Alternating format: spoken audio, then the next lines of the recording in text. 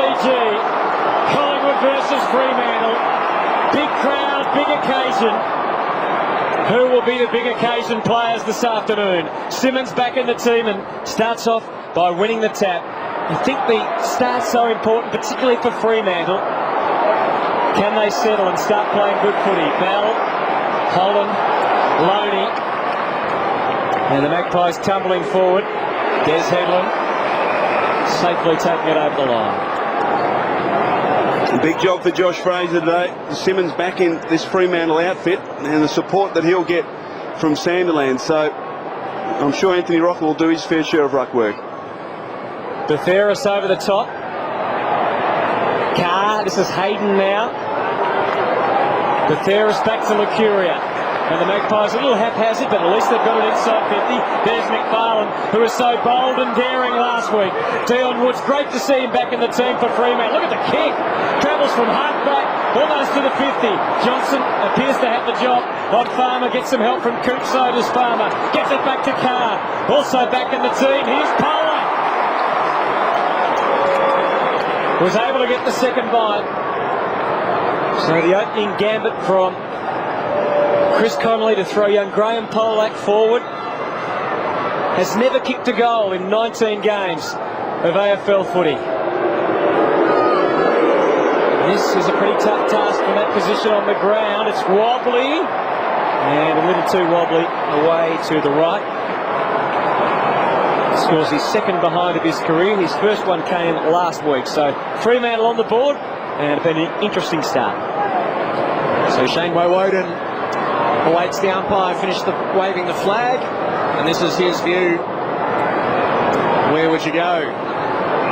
Not a lot of movement in front of him. The umpire's getting impatient, so Woden will go himself. Kick long outside 50 for Fraser. Simmons from behind. Got the punch down. The Freo have the numbers. Coops steadied in the tackle and got the handball to Cook, who kicks inside 50, but poorly. And Johnson takes the mark for the Magpies.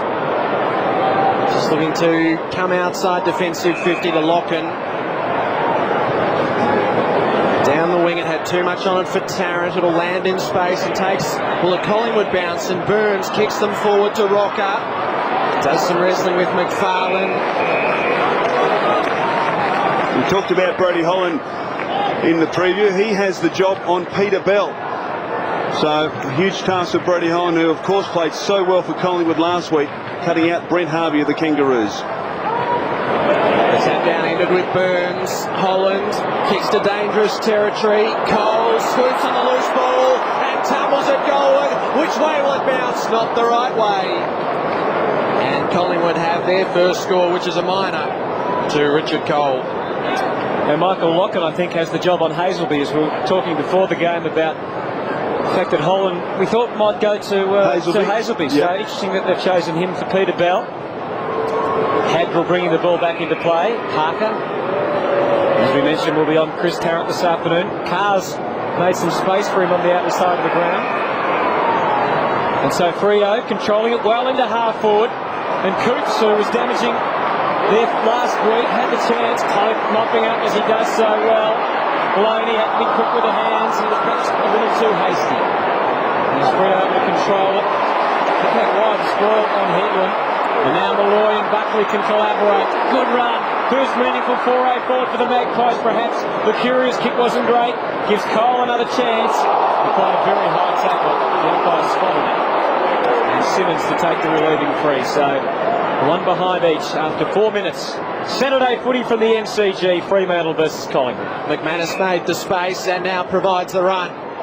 Had a bounce through defensive 50. Kicks to a contest. Longmuir wrestled, couldn't take the mark. Betheris worked hard for the Pies. We're going nowhere on the wing.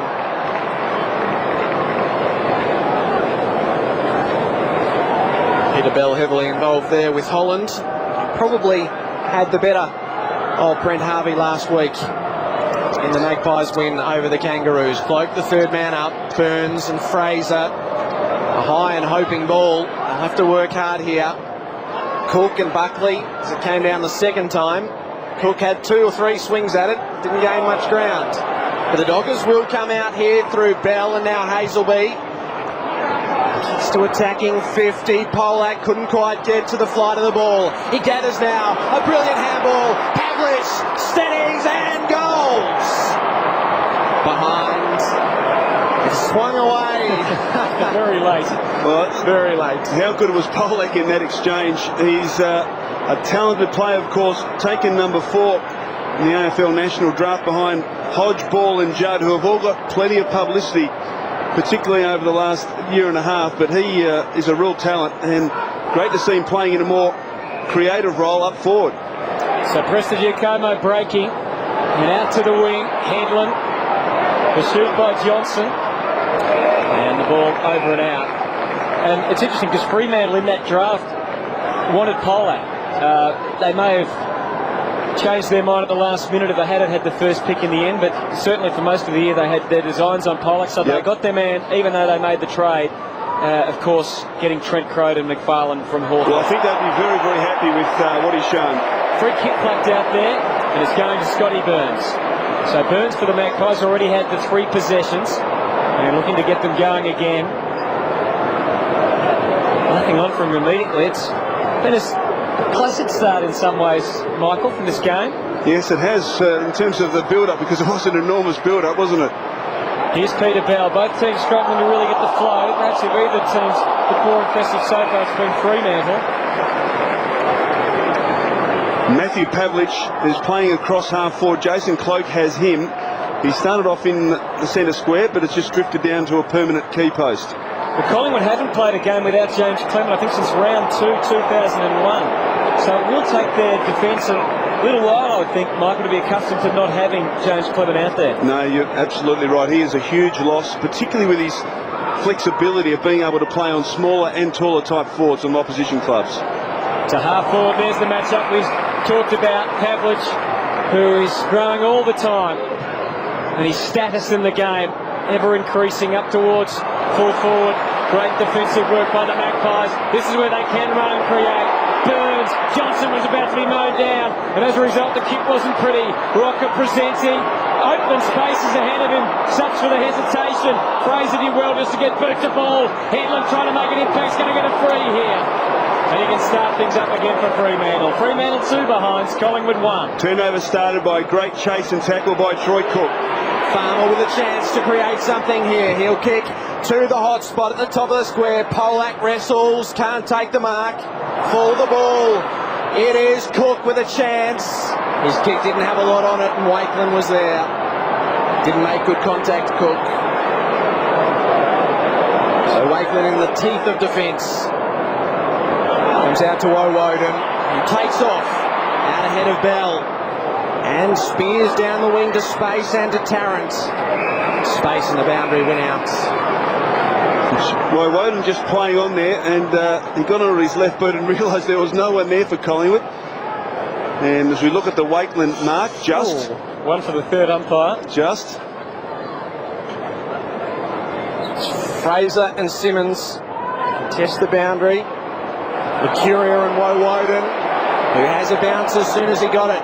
And drives for Buckley, who's in front of Carr. There's a free kick, it'll go to Buckley, who took the mark anyway. Wastes no time. Long to the goal square, Rocker. Actually paid the free kick there before the mark. I just worry about that matchup with McFarlane. McFarlane giving away a lot of size and strength. And you see him holding Rocker with his left arm. And that's going to be a big task for Luke McFarlane because of Rocker's bulk.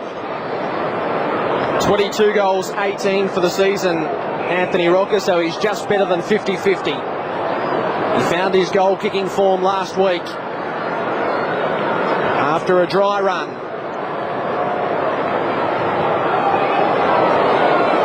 It's close. The goal umpire says negative. So 2 points apiece in what's been a reasonably strange opening to a big affair at the MCG. Very short on the kick in from Hadrill. The mark taken by Woods, who goes up to half back to Cook. Burns his opponent. Burns already 5 contested possessions. That was Cook's third. Uses McManus on the way out. What a potent kick it was. Really set up Carr. I think his brain was ahead of his arms there. He was already away. And now the Magpies can respond. Blocking through the middle. Goes short using Fraser. He just delayed his kick until Tarrant was available. Tarrant would have thought about laying off the pass. He now does, because Buckley's on his own. Can you believe that? On his own inside 50. And Buckley to shoot at goal. Well, you said, can you believe that, Hutto? You can, because Matthew Carr, although he has the job on Buckley, has been intent on creating himself and trying to get a lot of the football, and it was his mistake at half forward for the Dockers that caused the turnover, and like it so often does, comes back to haunt you, because his man is now shooting at goal. 15 goals, 8 for the year for Nathan Buckley. In previous years, just 14 and 15 goals for the whole year. His goal kicking's improved. The Magpies are on the board.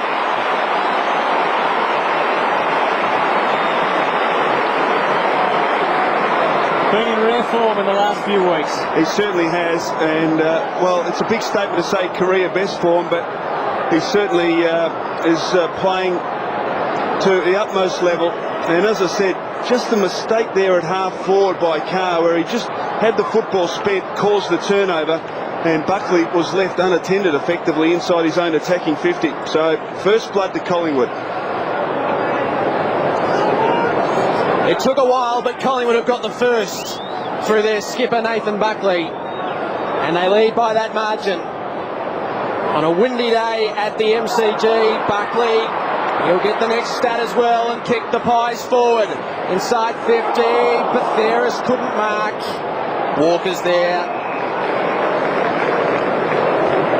Just stems the flow. Suddenly they look very dangerous all over the place, Michael. Well, they've just got such a potent forward line, Rocker, Malloy and Tarrant, and if the weather stays fine, which at the moment it looks as though as well, it's a big job for Fremantle to match up on. Simmons got the clear tap, but Hayden was there. It was inventive and effective. Bell, Simmons, McFarlane. It wasn't neat. Woods kept it out in front of himself. They've turned it over momentarily. Farmer snatches it back and kicks a barrel to the goal square. Negative.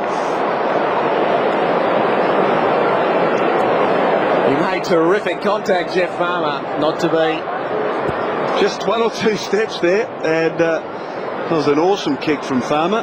But again, good pressure in the midfield by Fremantle. That's the thing that's impressed me in the early part of this match. They've been able to match Collingwood's intensity around the football, and that will stand them in good stead this afternoon if they can maintain it. See, Wakeland gave Bell a look in there, the ball out of bounds. I know it's predictable in any match, but gee, Fremantle just really need to hold here, Michael, don't they? They can get a goal on the ball, get some confidence, because so early we've seen them when they've played in the Eastern States, they've been blown away by quarter time, and by half time they've been pretty much out of the contest. Well, it's just so critical that they've done it so far, they've matched Collingwood's intensity, but they must maintain it, and they cannot afford to be 2 and 3 goals behind at quarter time, because it's going to be very difficult to break up or make up if they fall behind. Both teams playing an extra man in defence at the moment. Woods is the free man for Fremantle, as Woden able to hold up another move forward for Fremantle.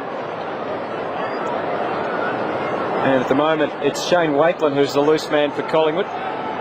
There's Woden, who's had 3 touches so far. Again, they circle around on the 50.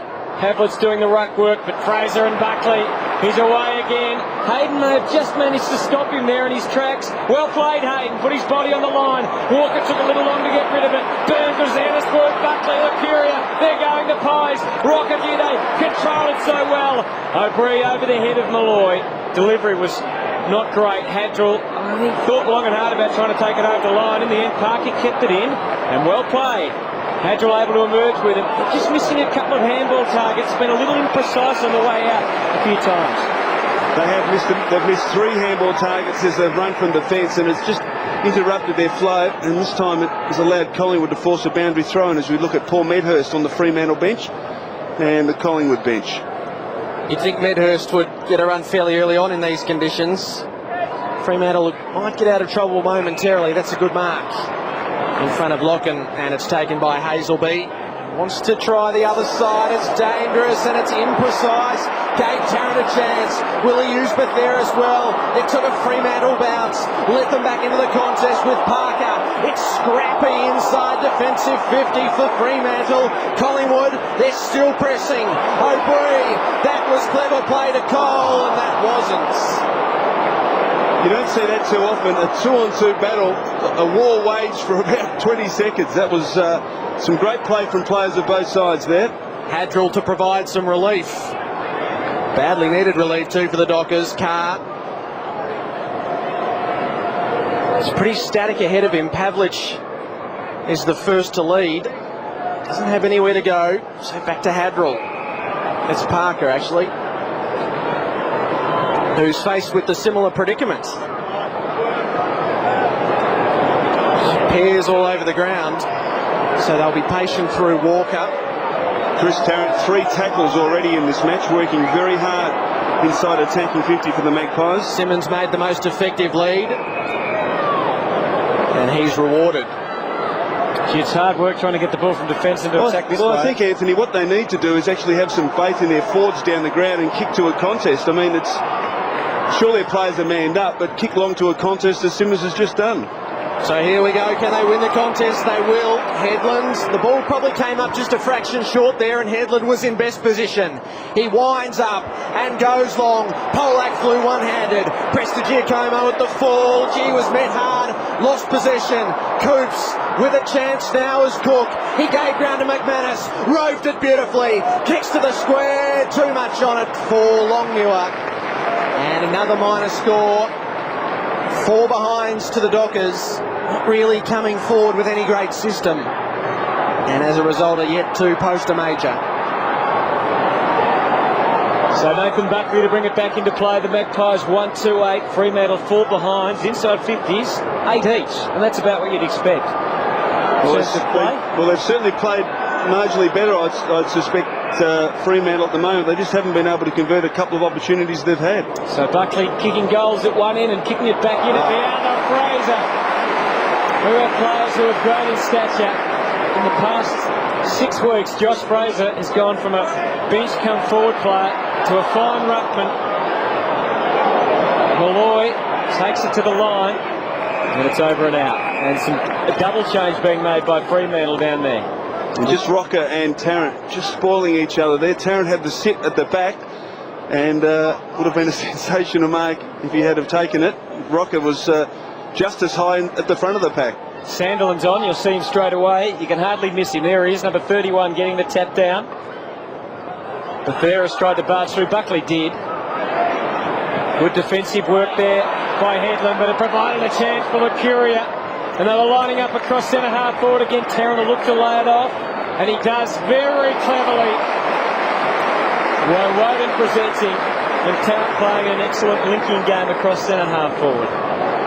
That's the beauty of Chris Tarrant. We've seen him play from the goal square in recent weeks. Today he's lined up at centre half forward, and his creativity was on full display there, just providing an option for Lucuria and finishing off the path. And Shane Woden, what a find. Well, not a find. I mean, we all knew what a very, very good player he is, and he's really stepped up and added real value to this Collingwood midfield. Certainly been a goal kicker over the years, Shane Woden. I guess we remember him more in full flight with running goals. Let's see how he goes from the set shot from 40. Looked great off the boot. It was dead straight for the Magpies' second goal.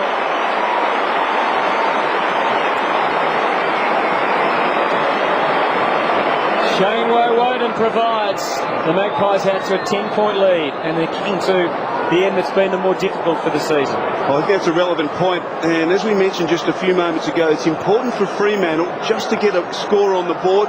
They're playing just as well as Collingwood at the moment, but they just haven't been able to take their opportunities, so they can't afford Collingwood to get more than 3 or 4 goals in front, otherwise it's going to be difficult to come back. Michael, you're just saying that you think Freo are playing as well as Collingwood. Is it their forward line or the use of the ball into the forward line? Well, I just think it's their conversion rate. They've had 4 opportunities to kick goals and haven't been able to convert. Collingwood have dominated the clearances. They'll do so again and set up a chance. Betheras tumbled the kick for Malloy. Can he find the handle? No, he finds Buckley instead. From the boundary, the discipline played to the top of the square, where Freo got numbers, and Woods comes away and relieves the pressure for a moment. Headland had no chance of getting round Loney. The clearances are 9-3 Collingwood's way. So they are having the better of the stoppages, and Nathan Buckley has proved pretty well unstoppable. This is his sort of occasion, you feel. He's had 9 touches in the first quarter. Sandilands to Bell, in trouble, giving ground with every step. Has support from McFarlane, who kicks it back where they started. McManus had to go, and still go. He went well. Woods had no chance. They bring in Woden seeing to that. Buckley and Carr, a very interesting battle. Buckley has 3 of Collingwood's 9 clearances to date. Deep into the first quarter. Fraser. It's the bullocking work back to Johnson. Clever little handball to Holland, and he releases Johnson tight to the boundary. But couldn't get the kick past Dion Woods, who wears 2 black armbands. One for his father, who passed away a fortnight ago, and one as part of Fremantle's tribute to Bob Rose. And doing himself proud there. Medhurst on the ground for Fremantle. Sandilands and Fraser. Woods in there again. He's turned it over. Malou found O'Brien, who'll come forward scrappily. McFarlane. He's been a rock so far down back.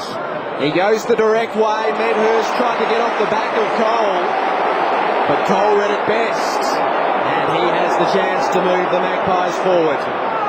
And Tarrant exploring the spaces of centre-half forward in the wing today.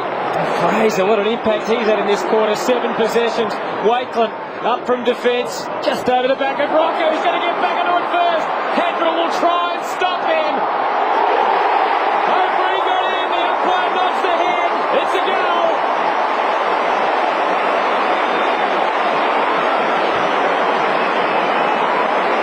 Good work from Rocco. And O'Brien just came flying through it. It didn't even look like he actually got boot to ball. It just ran through. Well, I think it actually hit his knee.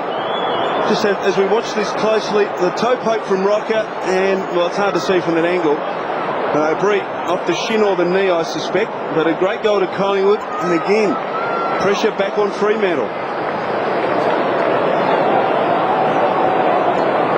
Collingwood's put a space in the Dockers now. 16 points. Late in the first quarter, Anthony Rocker used all his mass to push goalward there. Fraser, oh gee, is he going well?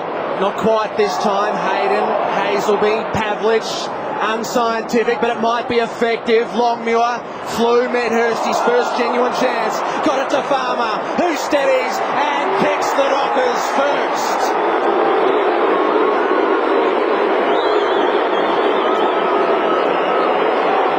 Jeff Farmer in his 150th game, and that was badly needed. Chris Connolly will feel some relief. And Jeff Farmer, just, you see the positioning there, just waiting at the base of the pack, and whether it was for the fist from the Collingwood defence, or as it turned out, Fremantle were able to get possession and knock it his way, he was in exactly the right position, and his finishing, well, no one's ever doubted his ability to finish.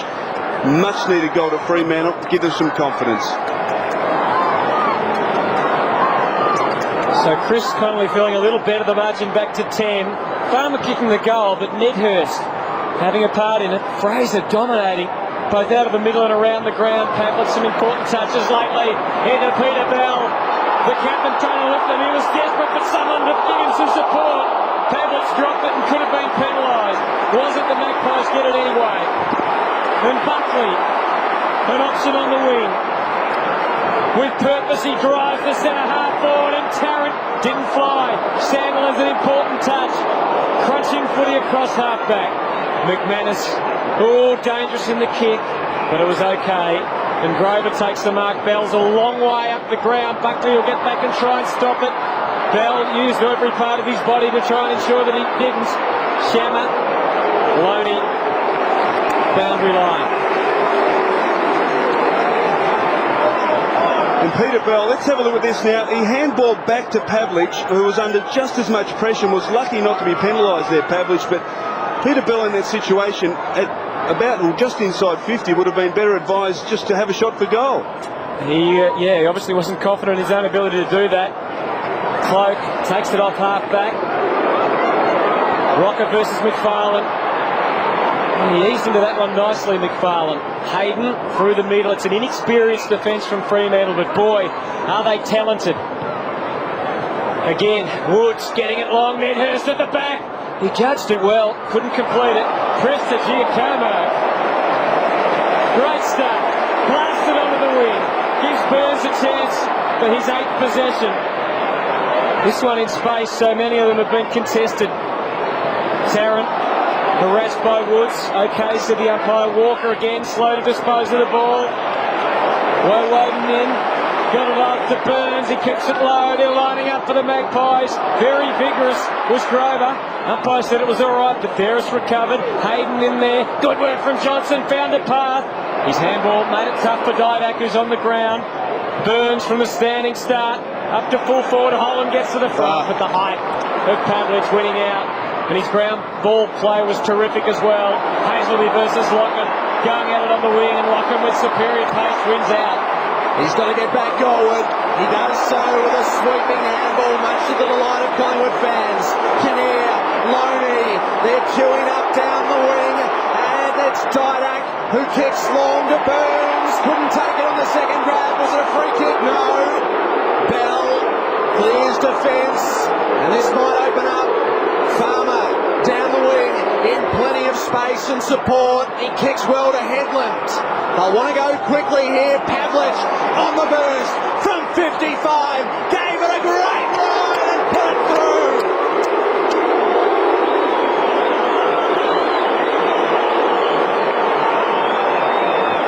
Matthew Pavlich having a profound impact late in the quarter. He's had 6 disposals and made all the running there. Well, he was the player at the top of the Collingwood goal square to get back and force the turnover, and then he ran hard from pretty much 10 metres from his own defensive goal to get on the end of that kick from Headland, and that's the quality of the player. A great finish.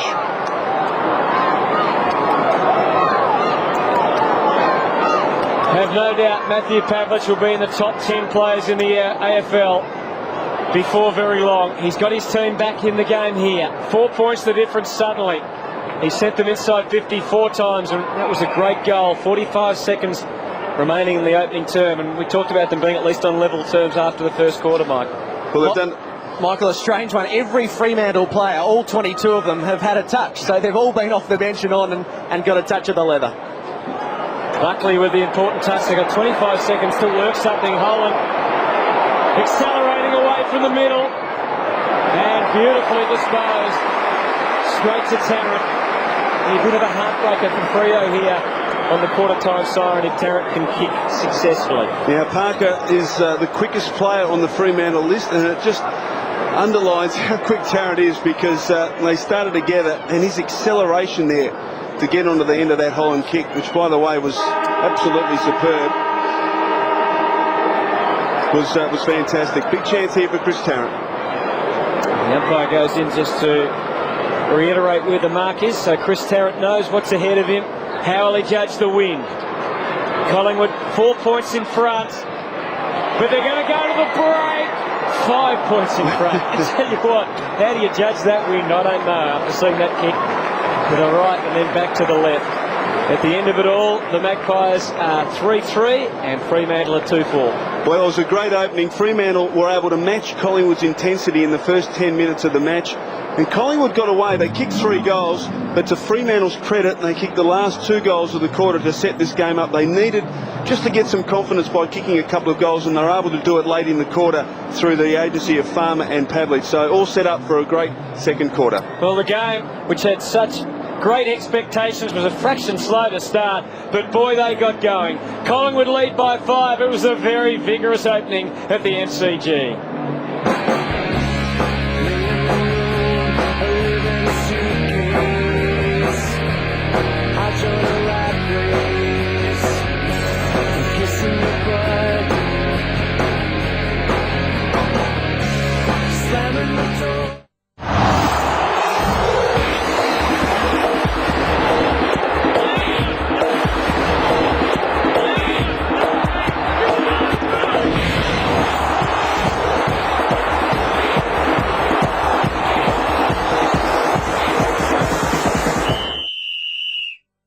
Tonight, the Saints are desperate to return to the winner's circle when they clash with the Swans at the SCG. Sydney will be looking for a little O'Loughlin magic when they play host to St Kilda tonight on Fox Footy Extra. Bert, could you get off the internet? I'm waiting for an important call. Don't worry, Patty. We've got Telstra Home Messages 101. What's that? It's Telstra's new home message service. It takes messages even when you're on the phone or the internet. It's free to turn on and free to use. Just dial 101. Oh, that's handy. What are you looking at, Doug? Don't come over here. Oh, there. Telstra Home Messages 101. It's free. Dial 101 from home to turn it on. Meet Janet. She bought a Simpson washing machine and dryer and suddenly found the time to develop a killer backhand. Next door, Teresa bought a Simpson dishwasher and now has time to discuss current affairs. Tanya bought a Simpson oven and she then had the time to get to know the new neighbour, Tim. Simpson's time-saving features give you more time for life. Simpson, time for life. Hi, I'm Brad Johnson from the Western Bulldogs. You know, those girls from Living with Footballers sure know how to put a smile on a bloke's face. Thanks, girls. They're the chicks behind the big sticks. Living with Footballers, Tuesday at 9. In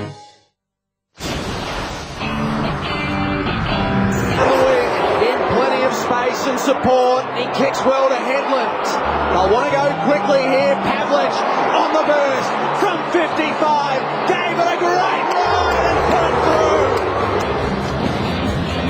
Some great talent on display today, both old and new, and Matthew Pavlich has kicked a wonderful goal there, keeping Fremantle in the game, 2-4-16. Hazelby being very well held by Locken there, but the Magpies in front by 5 points at quarter time at the MCG. Scotty Burns, well, he and Buckley and Fraser, weren't they fantastic? But Burns, 6 contested possessions out of a total of 11. Yes, no, he was in outstanding form in that first quarter, and he's the sort of player that can get under the opposition's guard because there's more high-profile players that get matched up on. But Scotty Burns, his skills and his ability to be so hard at the football, and there's an example of a great tackle here, forcing a boundary throw in, and he's just such a key part of this Collingwood midfield. And Scott Burns is, funnily enough, on top of the Telstra rankings at quarter time. Interesting with Nathan Buckley as well at 2. The job with Carr, and Carr, they'll just lose on a couple of occasions. He needs to tighten up and sacrifice his own game. And Matthew Pavlich was certainly outstanding in that first quarter. Okay, let's get to Christy Malthouse quickly. Well, we saw a couple of players have trouble kicking in that first turn with the wind. Well, it has picked up in that break, and it is now probably favouring the punt road end, which is Collingwood's end, heading into this turn. The grey clouds have settled over the MCG, and to quote from Jarrell's new song, I think the rain is coming down. Okay, second quarter about to get underway. Can Fremantle continue the momentum from late in the first? Or will the Magpies get on top? Lucuria working overtime as you'd expect. Johnson to centre half forward. Here's the extra man Woods trying to get in front of both Rocker and Tarrant. He did the job pretty well, then he left it behind. Tarrant provides for Rocker. We know he can make the distance. We know he can kick it a long way. Unfortunately not online that time. Interesting setup at the start of their second term, Hutto, for Fremantle. Simmons up forward, Polak from the ground. So the key forwards, Longmuir, Medhurst and Troy Simmons playing at centre half forward. So just changing things up a bit.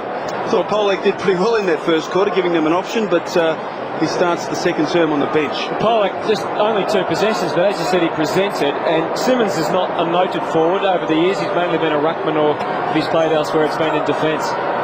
Matthew Pavlich had to run about 100 metres to take this kick in, especially from the centre of the ground. And that's where he heads long. The pack forms. Rocker got a pretty good fist on it. Headland made sure Collingwood were held up momentarily. And Hayden sees it over the line for the Dockers. Trail by 6 points. Sandlands beautifully down to Headland. Just sank the slipper into it. Locken best positioned. Couldn't take the mark. Crush forms. Lucuria momentarily had a chance to get it out and couldn't. Paul Hazelby just the 2 possessions in the opening quarter. Matthew Locken with the job. And as we look at Reece Shaw, wearing the famous number 22 on the interchange bench for the Magpies. He hasn't had a run yet this afternoon. Simmons, Dave Brown, Shammer under pressure from Burns. Forced the error. And Scotty Burns is knocking up, getting the footy. 5 tackles now for Burns. Byron Shammer, of course, after the game last week, said the Brisbane players didn't pay him enough respect. Chris Scott was on him and didn't bother manning him up, he said. Well, he guaranteed he will be paid plenty of respect this afternoon. The Prestigiacomo to set Collingwood up from inside defensive 50. Clever cheeky work around Medhurst and thumps it long for Rocker in front. Sandilands, the giant behind, takes the mark and gives to Bell, who hasn't made any ground toward goal yet. He went a long way across and then was trapped. Longmuir will make sure the Dockers do get out of trouble. Gee, needed to mark that, and strong hands from Longmuir. And big Sandilands, who's starting to take some good grabs. Woods to centre half forward. Big pack there, Prestigiacomo and Locken both making sure that there was no Fremantle mark. Holland just dancing around shadows a little there as he gave with the first blind turn, and then he ran into the tackler. He might have been a bit lucky there, Brodie Holland, because he took the initial tackler, made no attempt to get rid of the football, then ran into the second as we look at the Fremantle. And Troy Cook, interesting that he's on the interchange bench for the Fremantle Dockers. He collected 35 possessions and 11 marks in the Dockers win against Brisbane last week. Had 5 possessions today. They do rotate a lot though off the bench, don't they? Woods, a handball, Pavlich. He picked the right option, just getting it in quickly. Medhurst couldn't get back inside. That was brave from Wade Woden. He didn't know what was coming from behind, and he just had eyes only for the football and put his body right in between the oncoming pack and the football. Well, Reece Shaw is now on the ground. He also dancing around. Now he uses his pace as Medhurst comes late. Shaw got plenty on it out to the wing. Hadrill there to spoil Malloy. Lucuria, who's having an impact now on the game. He's got Woden running for him through the middle.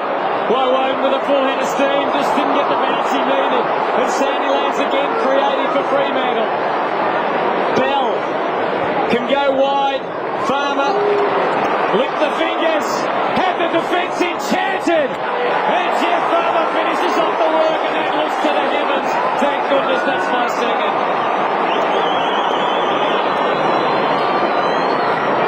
Well, some inspiring stuff there from Jeff Farmer.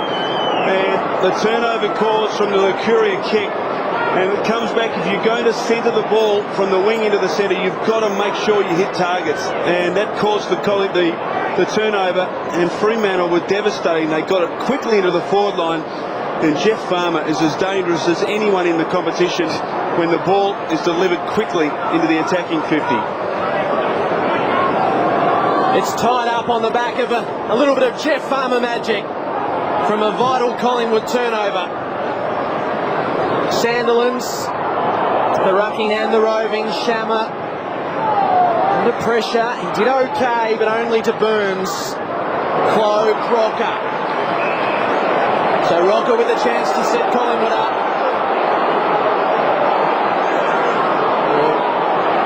Players calling him from everywhere. Lucuria was in the middle.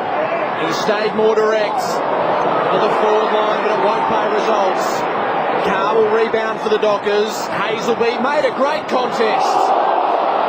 Couldn't get away though, Prestigiacomo. Now Collingwood have got 2 on 1 here. Woden and O'Brien. Farmer comes in to square up. Dockers did well. Hayden almost to Farmer. Kept it in. Shammer needs to go. Patheris and Collingwood with a chance now. Fraser, Lucuria. Not a lot on. Bloke went for him.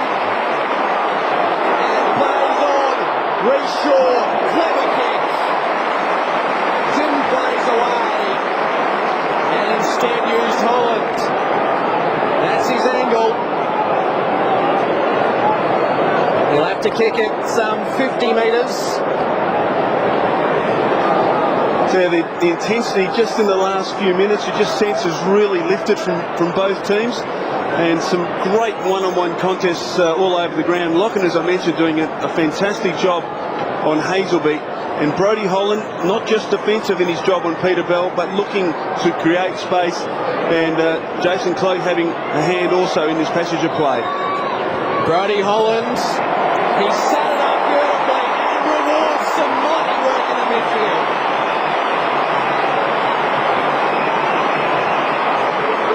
Collingwood regain the lead. Brodie Holland kicks his 6th of the season. And there's the tackle. Mercuria's got the job on Headland, and the tackle just missed there by Des Headland.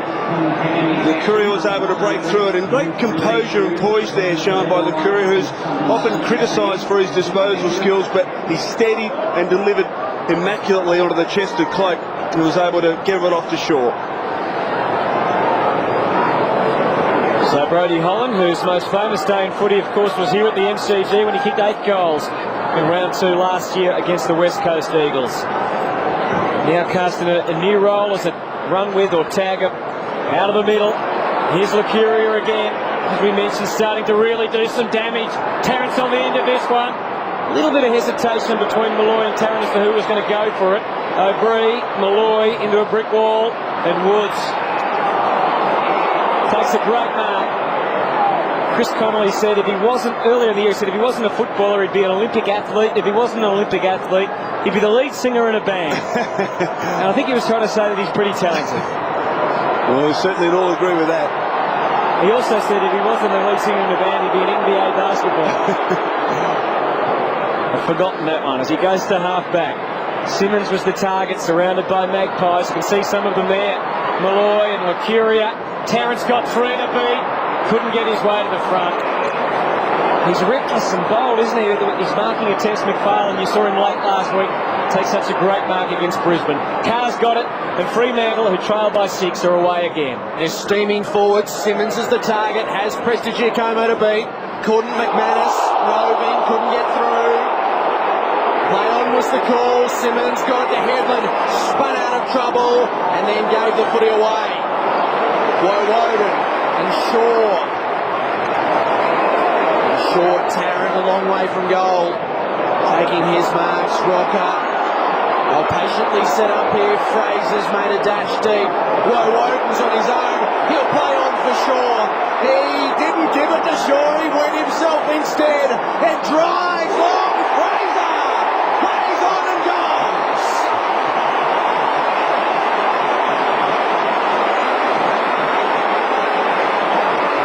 Oh, they moved that well, Collingwood. Woden, he had Reece Shaw going past, but it was Fraser who did the hard work. Well, he certainly did, Jared. He ran from the centre of the ground aggressively. He was the one that was hoping to get it before it went to Woden. He kept going, and that's the beauty of Josh Fraser, his mobility. He just kept going. Little push there, a great finish. Great counter punch from Josh Fraser because Aaron Sandilands had taken some important marks early in this second quarter and looked like he may have been posing a threat to Fraser, but Fraser's had a very good game. 4 marks, 9 possessions, and now 1 goal, and the margin's suddenly out to 12. Freo making some changes off the bench. Holland gets Collingwood going again. Didak versus Woods. Shaw now on the ground, playing inspired football. Out to Buckley, who's been much quieter in this quarter so far, but has had 11 possessions for the game. McFarlane, a bit of a mismatch there against Batheris. Used his height. And now uses Headland, who tried to measure the pass, but Simmons, well, did well doubling back, and then worked inside Prestigiacomo because he had nothing to go to initially. Swings it in for Hadrill, and they can go from the wing. Again, nothing immediate for Robert Hadrill. Holak back on the ground with Longmire off. Pavlik's the target from the side. Didn't get there. Almost a mark to Hazelby has gone forward because he's struggling in defence. Instead, this Magpie defence collaborating pretty well. Woden's kick favours Didak. If he can trap it cleanly, he's got a man inboard to try and get it to. That's Brodie Holland. He pinpoints him on the wing, and the Magpies can team up and go. So he goes deep. On the lead was Tarrant. A shove and a spoil. Both were legal. Burns is not so certain. In the back, it's not a subtle point he's making. Well, let's have another look at it. Parker, the left arm, well, 50-50, wasn't it? Scotty Burns certainly thought it was a free kick. They're looking dangerous, Collingwood. Sandilands did okay in the Dockers. Combined to come out of defence. It was Parker who kicked it long. A wrestling contest. Collingwood fans will hate that, because the free kick's gone against them. And it's Grover on the wing. Long Polak's back on the ground, made reasonable position. Oh, rode brilliantly. Shammer kicks long and inaccurately for a minor score. I think one of the great things in football is watching a player at full tilt take the ball off the top of a pack. He ran straight at that pack. There's a free kick here, Michael, to Collingwood at centre half back. Something went on off the ball. Cloak ended up on the ground. But Byron Shammer, the way he attacked that pack and just took it off hands, that was an awesome piece of play. He won the best and fairest in the Under-18 Championship last year. Tarrant, Fraser getting bustled. And through it went, and at the back of it all, Shane O'Brien. The Rockers moved into the ruck, and Fraser now playing up forward.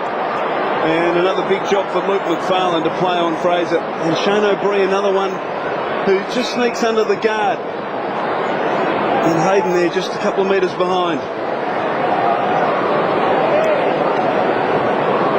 So O'Brien, who had a terrific day a couple of weeks ago with 4 goals.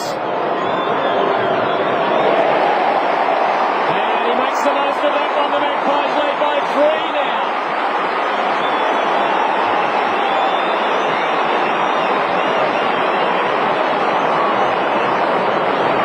Well, Collingwood kicked the last 3 goals after Fremantle kicked the opening goal of the quarter to level it up as we look at the O'Brien mark. And he's finished. Fremantle again, they just can't afford to allow Collingwood to kick the next goal. They're trying hard. I think their intensity is pretty good at the moment, Fremantle. They just need to capitalise on their opportunities as the rain comes. And down to Christie, the rain is coming, as you can see the crowd running for cover. Yes, I know you were you were disappointed last time that the rain and hail didn't eventuate, but guess what? It's here now. Rocker moved into the ruck for Collingwood, who are threatening here, but Bell and Hadrill combine to give the Dockers a chance. Polak was caught behind. And Cloak stood tall. Just waits for an option. Buckley went short. He goes for Burns longer. Over the back. He'll run onto it, Burns, and use Buckley well. They combine beautifully, and Tarrant's the target. Couldn't take it the first attempt. Butters up and does the roving. Turn it over to Hadrill. It was a dangerous handball into all sorts of Collingwood territory, but Shammer made it look all right. Cloak marks and goes quickly. O'Brien off his toes. Did well, and the Pies have got a loose man.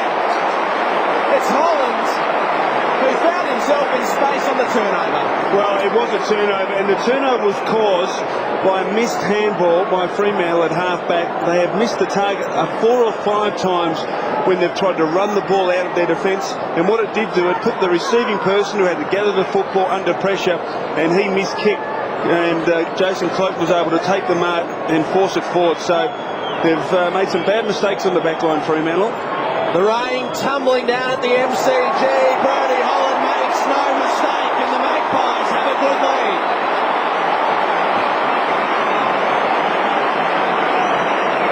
"23 points on the back of 4 straight goals, Michael." Well, they've certainly taken this game by the scruff of the neck, and there's the Shammer kick.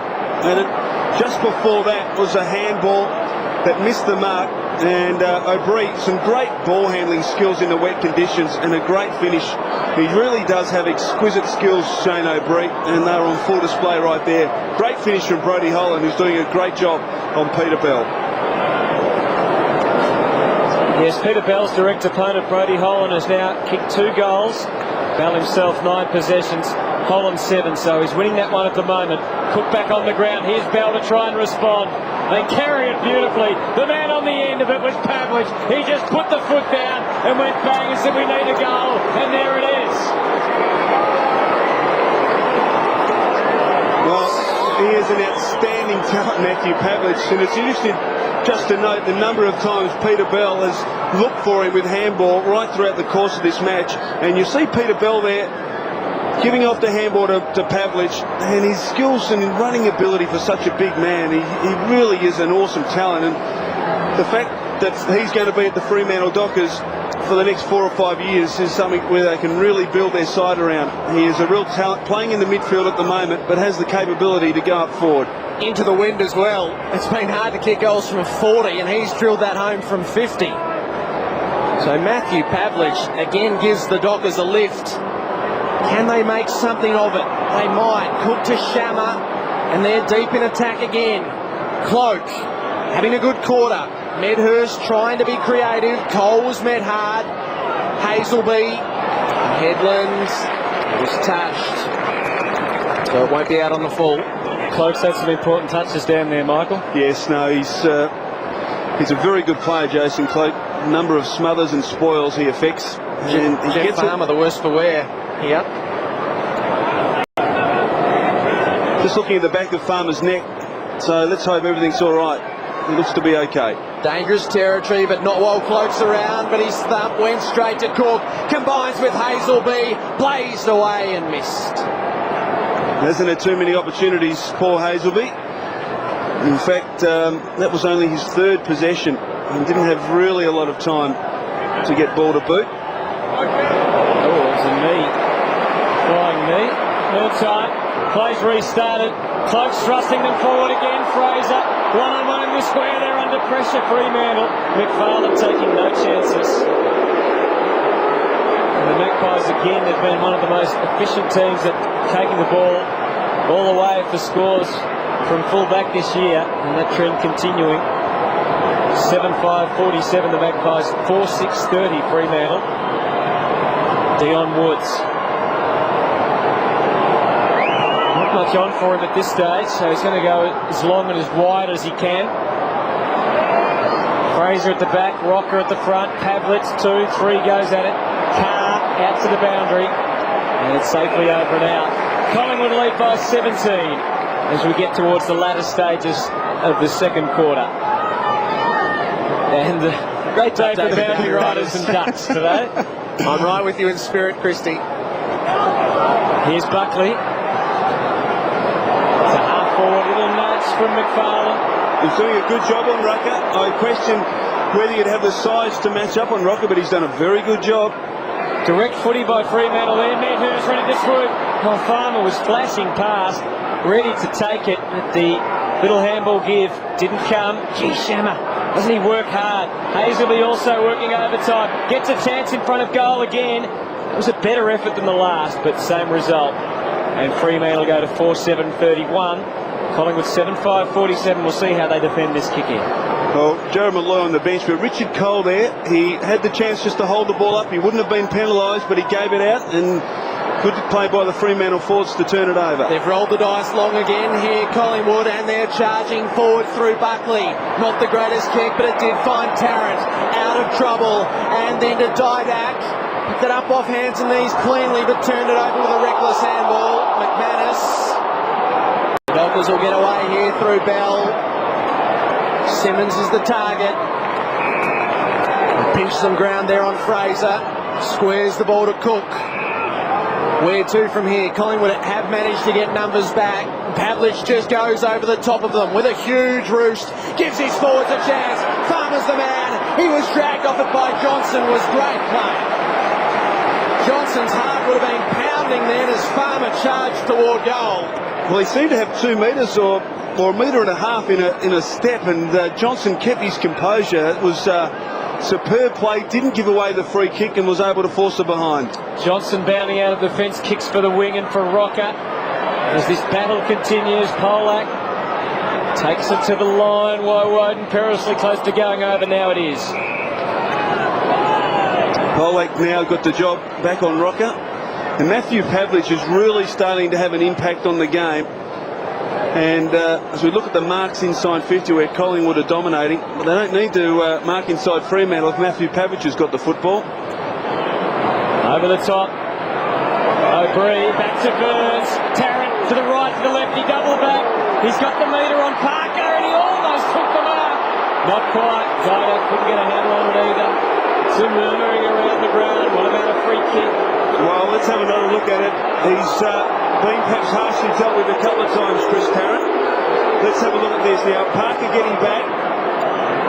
Well, I don't know. I don't think there was much in that. Maybe some slight contact to the head, but he didn't look like he gave it away with a too high tackle. Here's Simmons. Keeps in a dangerous area. It's always dangerous when Tarrant's around. They're circling the Magpies. Parker, that's got to be so careful not to give away a free kick. Gee, Chris Tarrant's impressed me today, Hutto, with his work ethic around the football, keeping the ball in. His tackling and pressure has been first rate. Chris Tarrant. 4 tackles, in fact, for Chris Tarrant. Grim defence is what's required, sir. From the Dockers, at least. Collingwood looking to create just that half a chance. Burns is grabbed quickly. Holland, Williams. O'Brien will end up with a shot at goal. He kicked it beautifully and nailed it.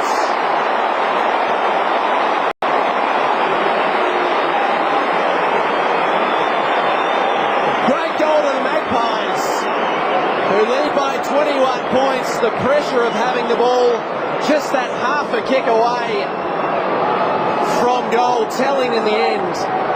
Sure hands by the Magpies, just prepared to give until they had the right option.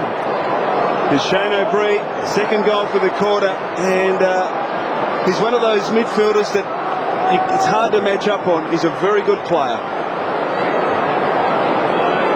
Collingwood to 8-5-53. Fremantle 4-8-32. And they had been staying with them in the last 10 minutes in general play. But on the scoreboard, Collingwood getting right on top. 21 points the margin. Rocker continues his role in the ruck. Burns. Shammer, who's been good, but Kick didn't have enough on it. Shaw around the body. Buckley now playing across half forward. Carr still with him. Hayden. Short ball handling. But the handball wasn't great. Carr. Crash into Buckley. But Nathan Buckley winning the plaudits of this 50,000 strong crowd. Maybe 40,000 strong crowd. I forgot about the stand that they've ripped down at the other end. Here's Polak up to the wing. Coops. So often mercurial as he was last week. Not that time. Headland, here's Shammer again.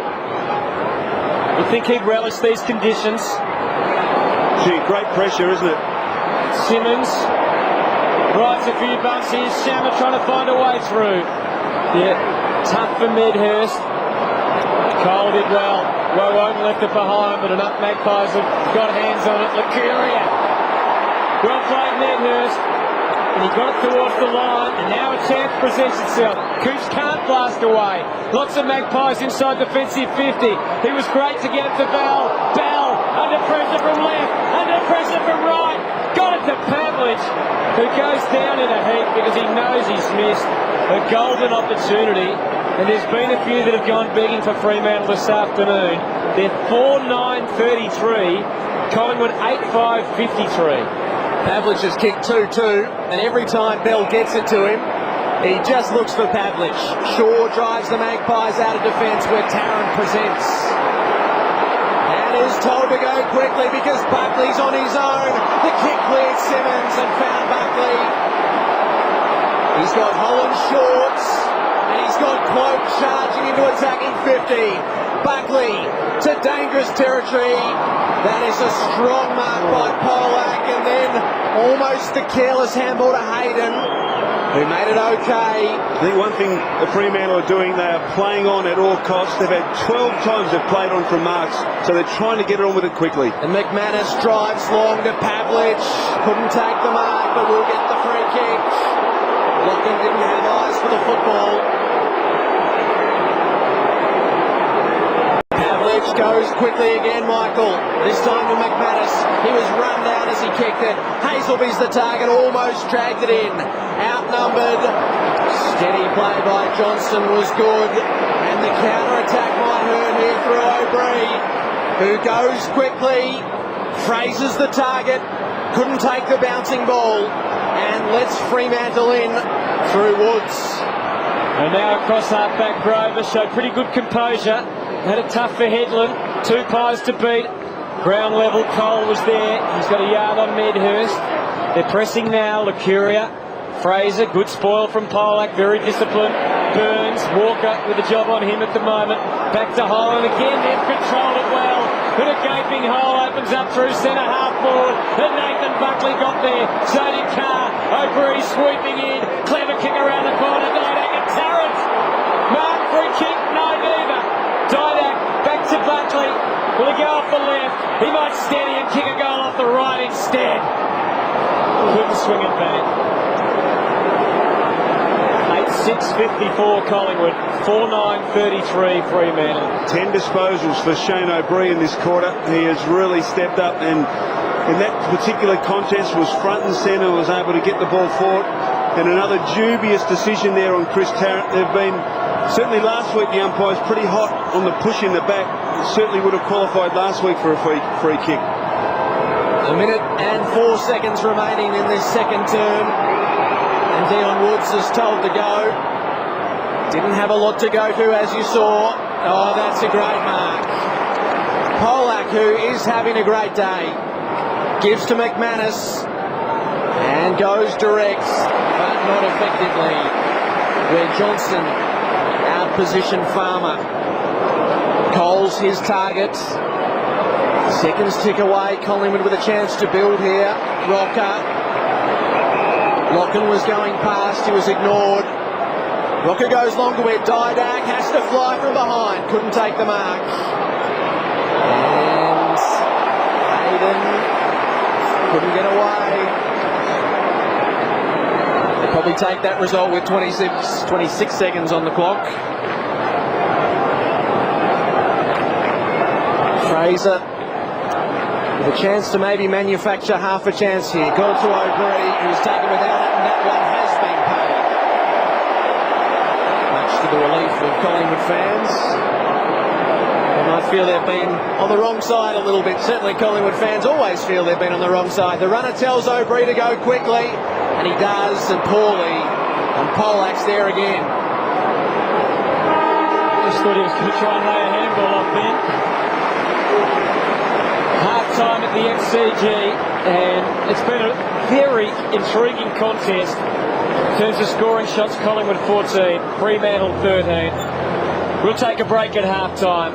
Collingwood 8-6-54 as McMulthouse comes down. Fremantle 4-9-33. Back shortly to the MCG.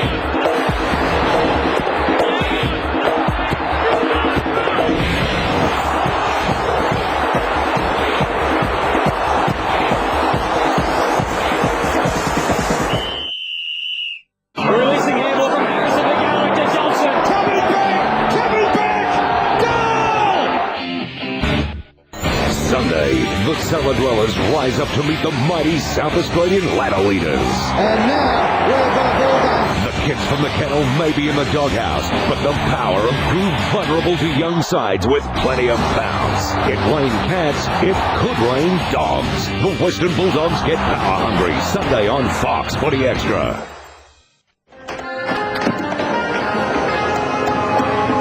Do you make the first move? Or wait to be asked?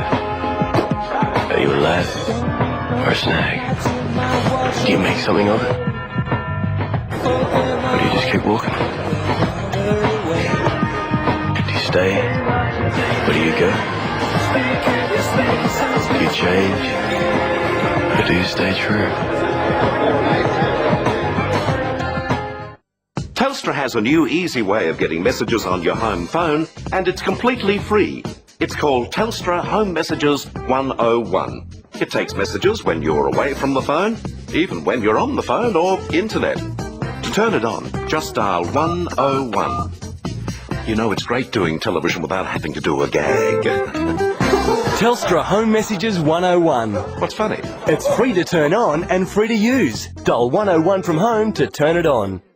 Their powers are legendary. Oh, yes, indeed. Their origins widespread. Oh, you won't see better than that. Their methods extreme. This is a crazy game.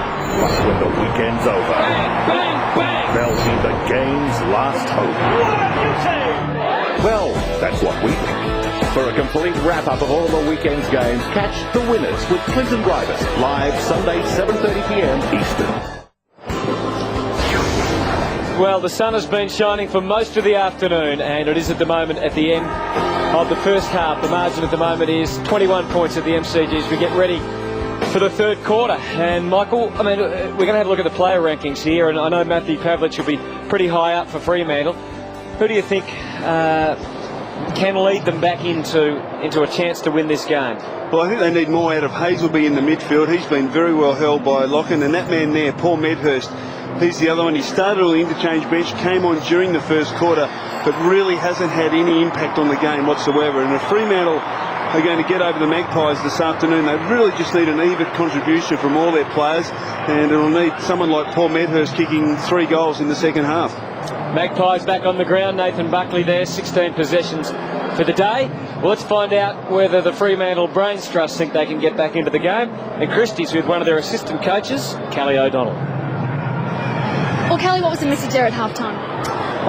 To get our structures in place, get our stop plays, structures, everyone in position. We were poor in the first quarter, bounced back a bit in the second quarter, but they'll be very important. Collingwood are a good side in that area, but mainly to take the game on and don't retreat, and to use the ball well. Who do you think in particular has to stand up for you in the second half? We'll need a contribution from every player on the field, everyone weighing in. We're playing against a very good footy side, and it won't be up to any one individual. All right, well, thank you for that. Thanks, Kristen. Callie O'Donnell there. There's the Fremantle team in a very tight bunch at centre-half back. Very important they use this quarter, Michael, with the more favoured scoring end. Absolutely, and I think just from a Collingwood perspective, it'll be just interesting to see what they do with Pavlich.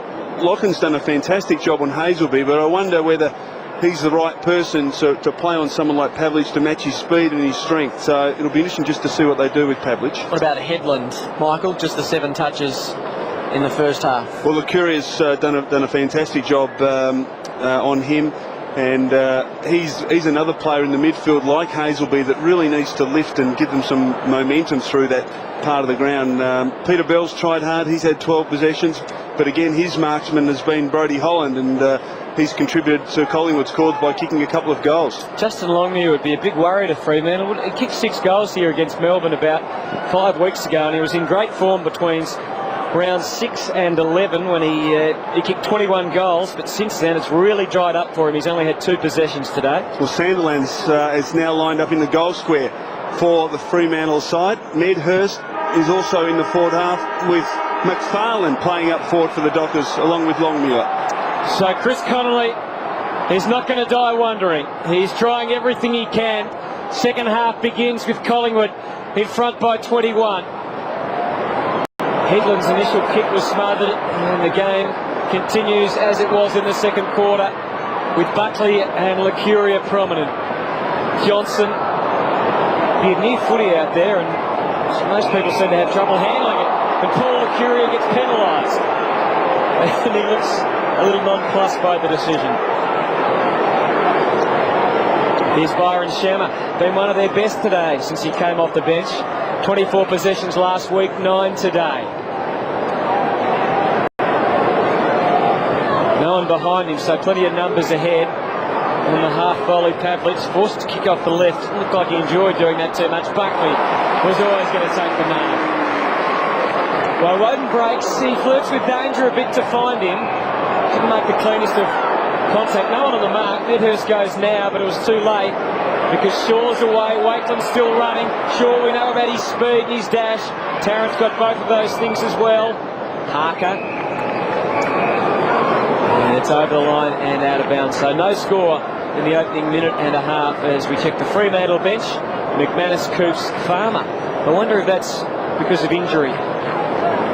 Law and Hadrell. Farmer's he seemed to recover. He had a heavy knock in that second term, but he did seem to recover okay, so that's a very interesting move. Well, he's kicked 2 goals in the game so far. Rocket just couldn't find Shaw, who was flying through.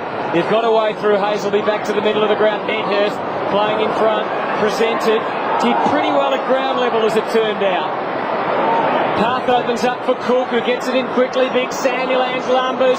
Longmuir couldn't get the second bite. Let's have a look at the big man's effort at ground level. It's a long way to go down there. And so it proved as Johnson links up with Loney and the Magpies are away again. Burns will drive the Magpies forward. The kick's not terrific. Rocker had to go against 2. Couldn't take the mark. Shammer just let the traffic go by. It was good play in Walker. It was a hoping ball for Headland. Couldn't take the mark. Almost taken high. Scrambles on hands and knees. Did okay, but the handball, well, it might end up being to advantage. Longmuir left it behind. Pavlich, he's worked hard to keep the ball alive. Bell gives back to Medhurst. Can't break the tackle. Around and around he went. Gee, held it a long time, didn't he? Had to be holding the ball. And Johnson to be the recipient. He was trying to do the right thing, Medhurst, and find a target, but there was just nothing on for him, unfortunately. But he's one player who just needs to lift his intensity in this third term. Wakeland from the goal square finds Fraser in an acre. He's got a man on in Lucuria. They've worked this well with the half-back. Buckley made the first lead. Shaw was shorter. He'll drive toward attacking 50. Holland is taking some telemarks down back in the later stages of the second quarter and started where he left off. 5 marks now for Polak. He's a real talent. Parker, again, just waiting for movement, which hasn't always been forthcoming. Finds it now in Woods. This is where Fremantle, Jared, need to kick it long to one of their key targets and just make sure they get numbers at the fall of the ball. There's no point waiting as long as they are because it allows Collingwood to get their numbers back. It's indecisive stuff and the kick's not that good either. Sandilands couldn't take the mark.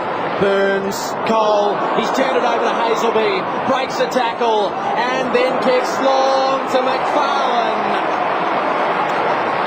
who held his ground well as Loney charged in. He would have felt a bit lonely out there, actually. 1-on-1, running back with the fly to the football. Richard Cole, he was great last week, but a couple of bad disposal errors today. May well cost Collingwood a goal here. Here's the Dockers leading possession getter, McFarlane. He's had 15 and taken 4 marks. You can ride this home, Dockers fans. Not quite. It just curled around the post, tantalising. But a negative score behind. 4-10, very telling, isn't it? On the scoreboard, the margin is 20. Let's check in on Jeff Farmer with Christie. Well, at the moment, I'm being told that there is nothing wrong with Jeff Farmer. He's got his tracksuit top on and he's just asking to put the blanket over his legs. So it looks like he's settling in on the bench, but I'm being told there's nothing wrong with him.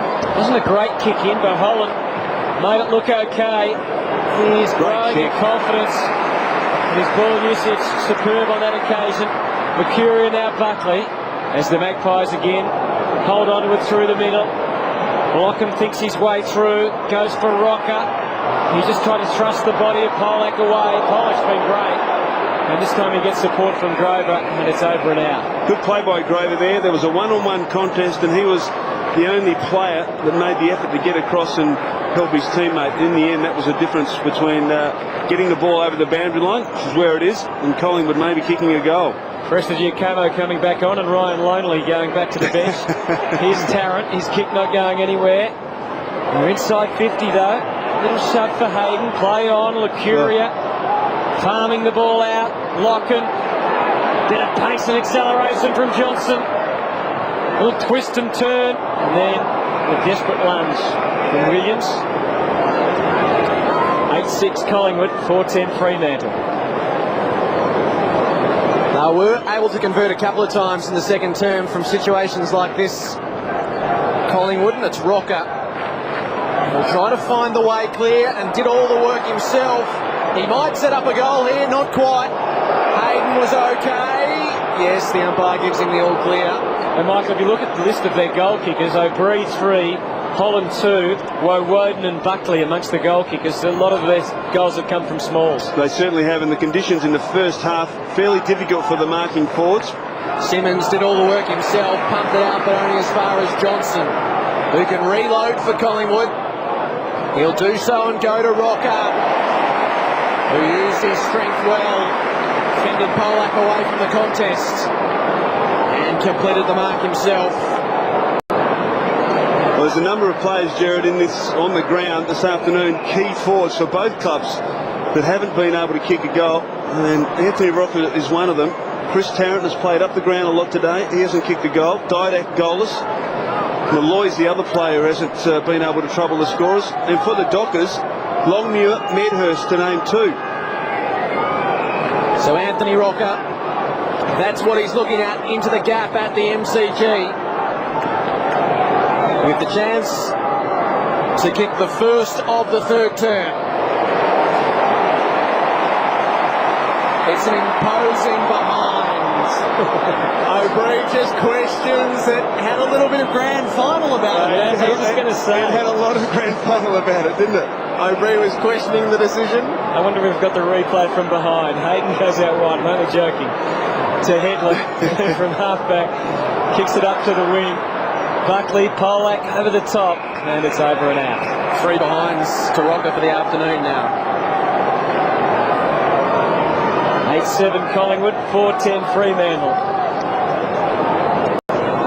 Simmons over the top, got the tap. Here's a chance for Hazelby. Just had to be surer with the hands. Lachlan was very sure and creative. Speaking of sure, Terrace on the end again. Judging on the first half, he won't have a shot here. Had a feeling, now the marker may have just gained about a metre or so. I'd say about 3 metres. He went for Rocker again. On the bounce. Woods back onto it. Cook. There's a whistle. Maybe a throw or something. No, it's against Rocker for putting Woods into the ground after he disposed of the football. Woods off the left. Medhurst has worked pretty hard to present himself here. Kicks confidently to centre half forward Headland. He also looked very purposeful as he marked. Suddenly got himself in a bit of trouble. He had to kick a little higher than he would have liked. The man for the job is Longmuir. Crashed the pack but couldn't mark. Lachlan continuing to work really hard at the cold face. Over the top was a poor handball from Williams. Cloak did well though as it turned out. Buckley controls his kick for Burns. Looks ahead, no one coming. Woods is the spare man, so he pushes out wide. Gave Medhurst a look, and that was all he needed. On the counter-attack, they're lining up. They need a bounce. They need someone who wants the footy and can run in and score a goal. And again, hesitation in the forward line, costing them dearly. It certainly was, but great play by Medhurst there, was hiding behind his own runner. So Burns didn't see him. But great play by Collingwood just to get it over the boundary line. But Fremantle, what they've done in this third term is they've been able to stabilise things. If they can get a goal or two here, they're right back in this match. They need a goal, the Dockers, and they need it soon. Peter Bell, it was almost the man. He lost his footing. He'll be disappointed. But not to be. And we'll have a take 2. See if they can fare better this time, the Dockers. Simmons, only as far as Shaw, who just didn't look but got the kick away well to Cole. This has opened up for the Magpies. Cole had a bounce and then kick for Tarrant. Didn't make its target. O'Brien was too sharp for him. Grover committed himself. Hayden was mown down from behind. Forced the turnover. Woden threw it under the boot. Where will it bounce? It took a Collingwood bounce. Set up the goal. He snapped the goal. What's the fortune?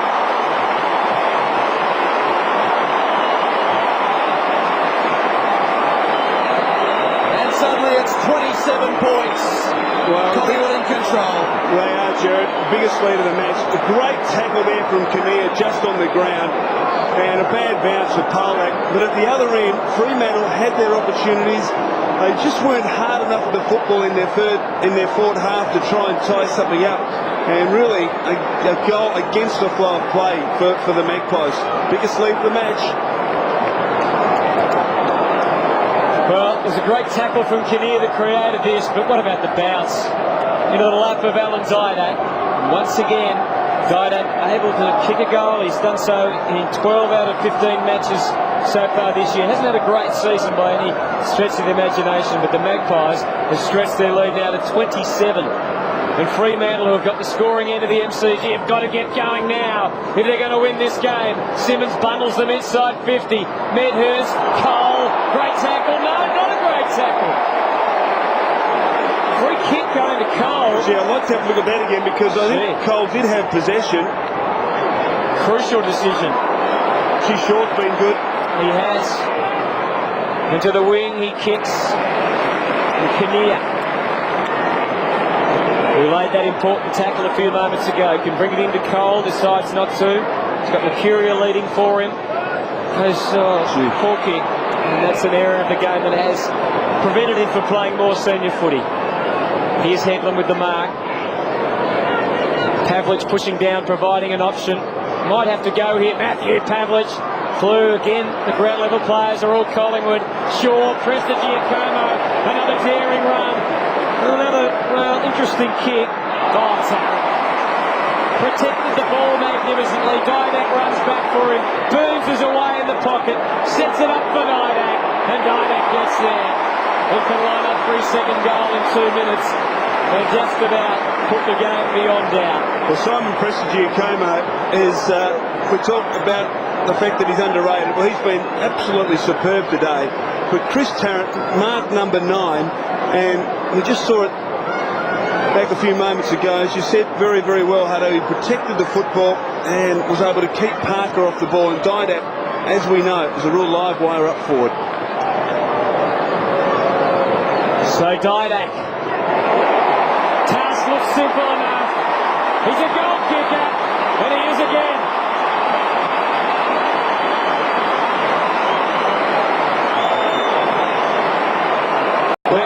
Second of the third quarter, 10-7-67, Freo 4-10-34. Well, it took 12 minutes of play in this third quarter for the first goal to be scored. Fremantle didn't dominate play, but they certainly had their fair share of opportunities. But 2 goals in 2 minutes to Collingwood now puts the pressure right back on Fremantle. Will they respond? It's an imposing 33-point break for Collingwood now, and it has the MCG in full voice. Mick Malthouse liking what he sees. Fraser, who's done a great job in the ruck all day. Holland bustled off it. Carr stood his ground in traffic and got a kick away for Longmuir. Cloak with a telling fist. Bell, can he find the handle? He can, but he can't find the angle. Didn't swing it back enough. And another golden opportunity slips away for the Dockers, who have now kicked 4 goals, 11. Well, Peter Bell was in the centre square, the centre circle, and as soon as Carr got that kick forward, he ran aggressively hard at the goal square and almost was able to kick the Dockers' 5th goal. But they need to lock it in here. All is not lost for them. They've still got a chance. They just need to get some reward for some of their effort. Shane Woden, good protection provided from Prestigiacomo, kept Big Sandilands away as Kinnear slides into another mark. He was looking to break. Was about to find targets across half-back consistently today. This time their run stymied somewhat, even though the kick was okay. At least Fremantle just holding things up a bit. So the switch is on here. Wakeman. Got Cole leading for him on the wing. No one coming at him. He goes for Presti.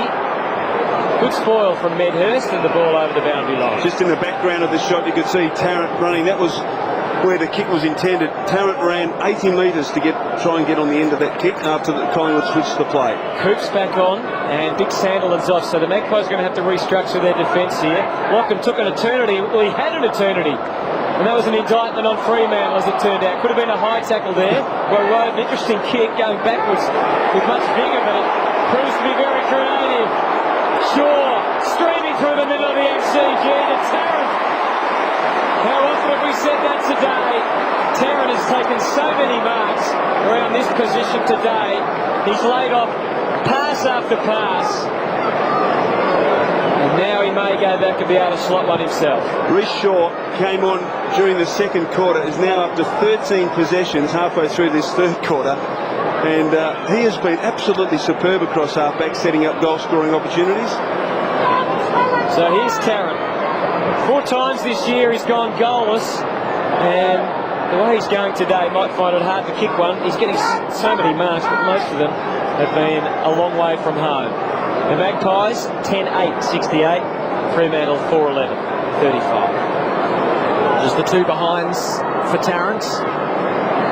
And Woods brings back into play, not convincingly. It did find its target in Carr, who used his time well and got it back, and now a chance to set up more effectively. Pavlich was the target. Couldn't take the mark. Headlands wrapped up the instant he got it. Coops didn't get down to it, but forces the contest.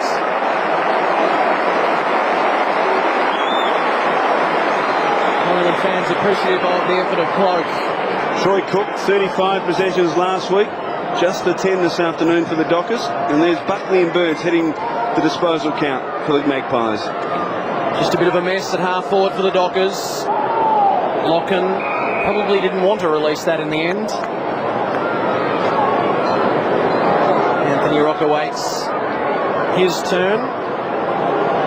12 touches and 4 marks. And 3 behind, so he's been slightly wasteful in front of goal. Buckley, the third man up, trying to clear the space. And Shammer will do so effectively for Pavlich. He's been terrific from this range this afternoon. Oh, it wouldn't take a bounce for him. You talk about luck at one end when it bounced in the arms of Didak, and at the other, Pavlich's ball, which was goalward bound, sat up in the square. Well, that's 2 goals now, with Collingwood have probably got the benefit of because of good bounces. Well, maybe some fortune here for Fremantle. Coops couldn't take it with him though. Woden had it for a while. Medhurst couldn't break all the tackles. Mentioned Buckley's game today. Sorry, Michael. 20 possessions. He's had 18 kicks with 2 handballs. 1 goal, 1. Playing, as you mentioned earlier, possibly career best footy at the age of 31. Simmons over the top. Oh, could have been a high tackle on Shammer. Not so, said the umpire. And again they punch up and then go. They bolt from halfback. Here he is again, Nathan Buckley. Long to Tarrant. He's in best position. No free kick. He'll kick a goal anyway. No! You just wouldn't believe it. Well, I guess you would if you're a Fremantle fan, because they had a bit of bad luck, as we said, at either end of the ground. But Tarrant, if anyone deserved one today, it was him, not that time. We watch it again as he just tries to hack this out of mid-air. He got hold of it, just missed. 3 behinds for Tarrant as well, so Rocca and Tarrant, both the 3 negative scores. Parker tries to set the Dockers up for Headland. There was a bit of pressure coming his way from Licuria, but Des Headland good enough to take the mark. McManus short again, but takes off this time. Through the middle. They need some fluency, the Dockers. He pumps it long to a huge pack. Pavlich flew. Coops almost found a way through. It ends in the arms of Hazelby. Bell's on his own. He'll stroll in and finally kick a goal for the Dockers.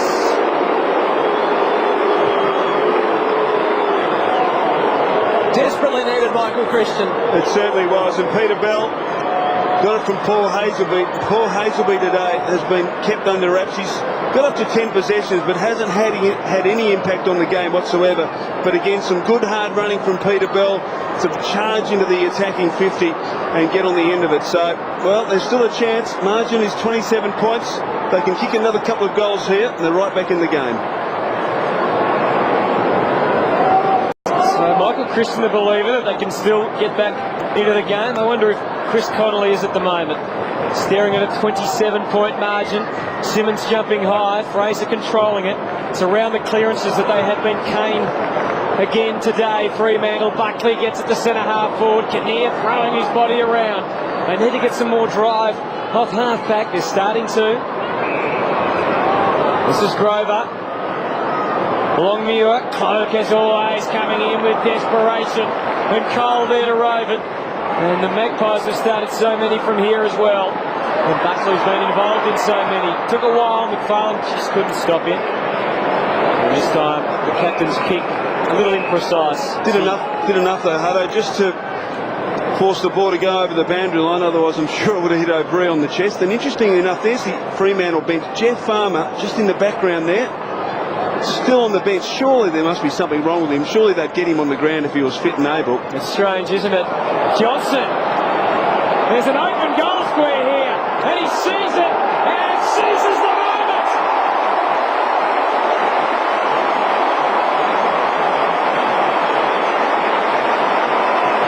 The Magpies turning it on again at the MCG.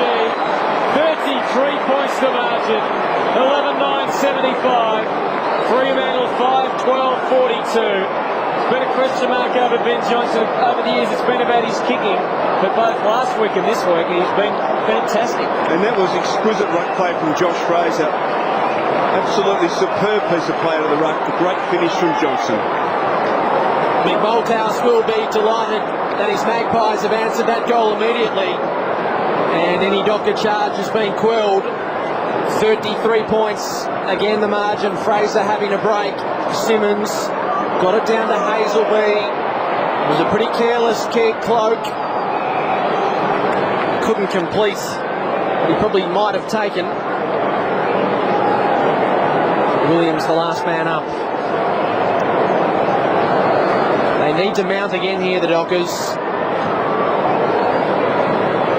They need to do it quickly. Pavlich just takes 2 and 3 on. He has toiled manfully all day. I think the most disappointing part for me this afternoon is just the impact that Docker Fords have had on the game. I just wonder whether they've been as hard and to the required intensity. I talk predominantly of Longmuir and Medhurst. They just haven't been near the football. Williams hacks it out of trouble and achieves the desired results. Longmuir has just had the 2 possessions for the 1 mark, and Medhurst 5 possessions and 1 mark.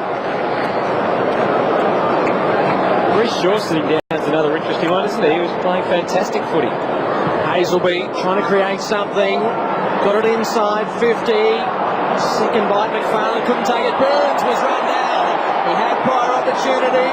No free kick forthcoming to Coops. The Dockers scrap hard. Burns in there again. Got it to Cole and Woden. Still running in numbers, the Magpies. Kinnear. Well, Fremantle players standing with their hands on their hips at half forward, and I can understand why. Buckley used his body well.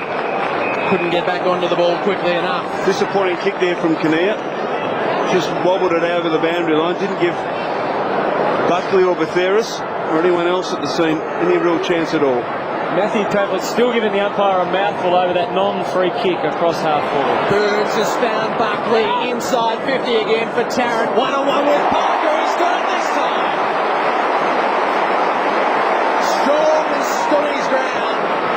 He was under enormous harassment, as he has been for much of the afternoon. But Chris Tarrant in his 100th game has taken mark 11. So he's taken 579 for his career. I know that because the Collingwood banner at the start of the day suggested that he'd taken 568 until today. Chris Tarrant, who's worked hard for a goal all day. Banners have had their moments when it comes to accuracy this year, though, Jared. They have indeed. Chris Tarrant stands and delivers. He's on the board at last.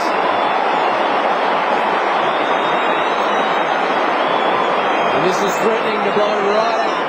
39 points late in the 3rd quarter. below any rights for Collingwood banners, so you presume that the marking tally is accurate. What a great kick was. We look at the kick from Buckley, just kicking it in front of Tarrant and giving him every opportunity. And the most impressive thing about Chris Tarrant's performance today has been the fact that he's worked to get the front position. He's worked so hard to give himself every opportunity to take those marks. Chris Connolly a little perplexed, but the scoreline says it all. 12-9-81 Collingwood, 5-12-42. Saturday afternoon footy from the MCG. Collingwood on top out of the middle. Lucuria feeds Tarrant. He was going so hard, he left the ball behind. Still had time to lay a tackle, even though it wasn't an effective one. Parker and now McManus and Bell.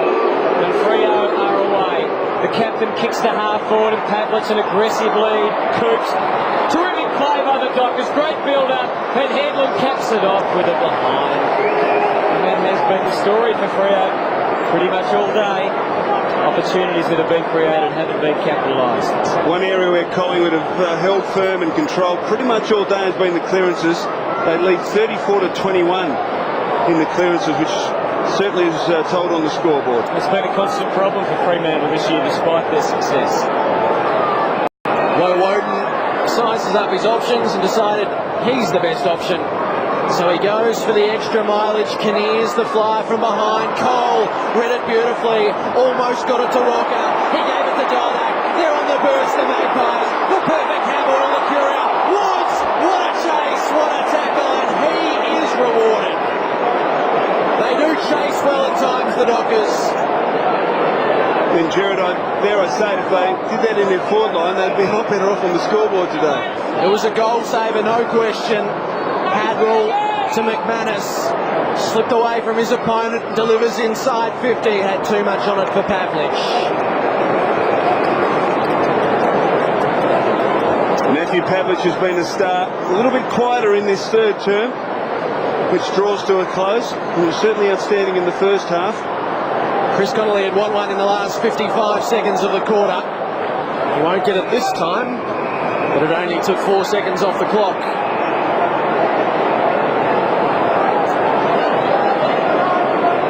It's been a quarter where Collingwood have kicked 4 goals and the Dockers have kicked 1. Keeping in mind Collingwood kicking to the gap at the MCG, so the more difficult end to score from. Headland trying to create, was he taken high? No. Wakeland stepped inside McManus and drives down the line for Didak. Walker beat him, hands down.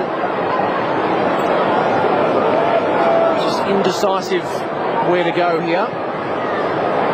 Goes short to Woods. And he again has little or no movement ahead. Sandilands tries to make some space in the middle. McManus does out wide. And he's good to go.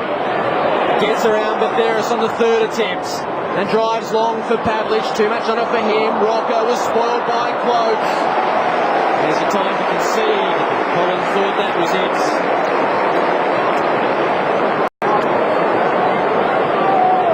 81 plays 44. Loney kicks in. It's just about three-quarter time.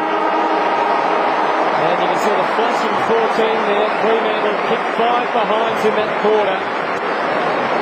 All the Magpies, 4-3, they kicked to 1-5, and the margin now out to 37 points, Michael.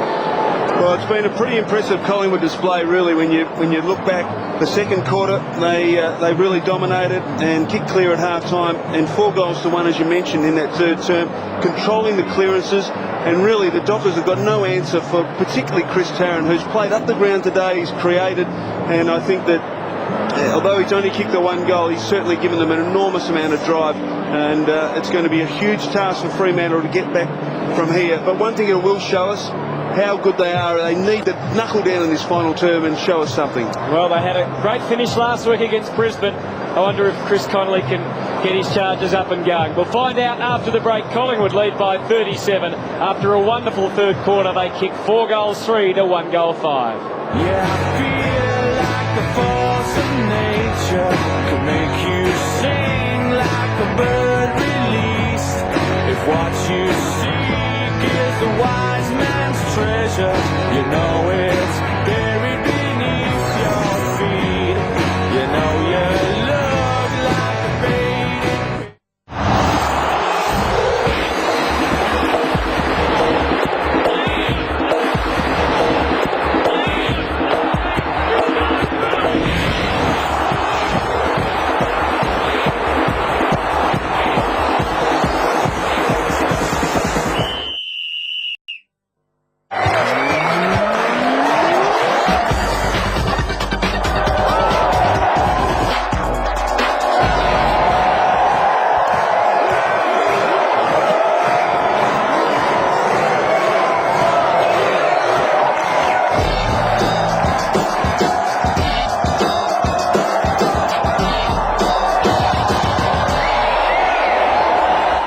Sony NetMD Walkman, available now at Harvey Norman.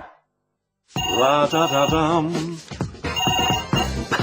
Your Telstra home phone now has a new free way to take messages. Telstra Home Messages 101. It takes messages if you miss a call or the line's busy. To turn on or get your messages, just dial 101. Don't touch that orange bottle. It's my hair removal spray. Telstra Home Messages 101. It's free. Dial 101 from home to turn it on. Monday night, bomber Jason Johnson is live on the couch. Can the competition's tough guy hold his form to help the Dons to a 6th straight final series? And how much longer can Sheets sit atop Windy Hill? Jared, Mike and Robert hunt for the answers live Monday night on the couch, only on Fox Footy.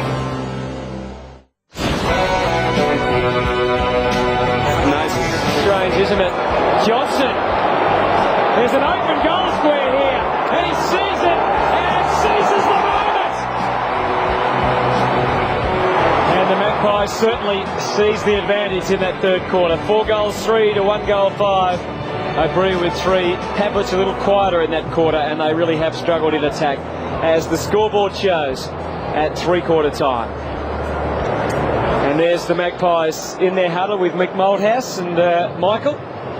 He'd be pretty happy at the moment, just making sure it continues. As we look at their month ahead, Richmond, Carlton, Geelong and Brisbane. They don't have to travel interstate again for the whole season. No, and that's a huge advantage. And, well, when you look at that, you would think if they're going to be where they want to be, they need to win 3 out of those next 4 games. And they're certainly capable of doing it. Since the break, they've really done extremely well. And this is the month ahead for Fremantle. They've got Adelaide at home next week, and the Crows obviously in great form. And then the Swans at the SCG, so that's two more tough matches, and then Richmond back at home. Exactly, and there's Jeff Farmer. Now, we can only think that he must be injured. He spent the entire third quarter on the bench. So let's go down to Christie and just check out the injury woes to Jeff Farmer.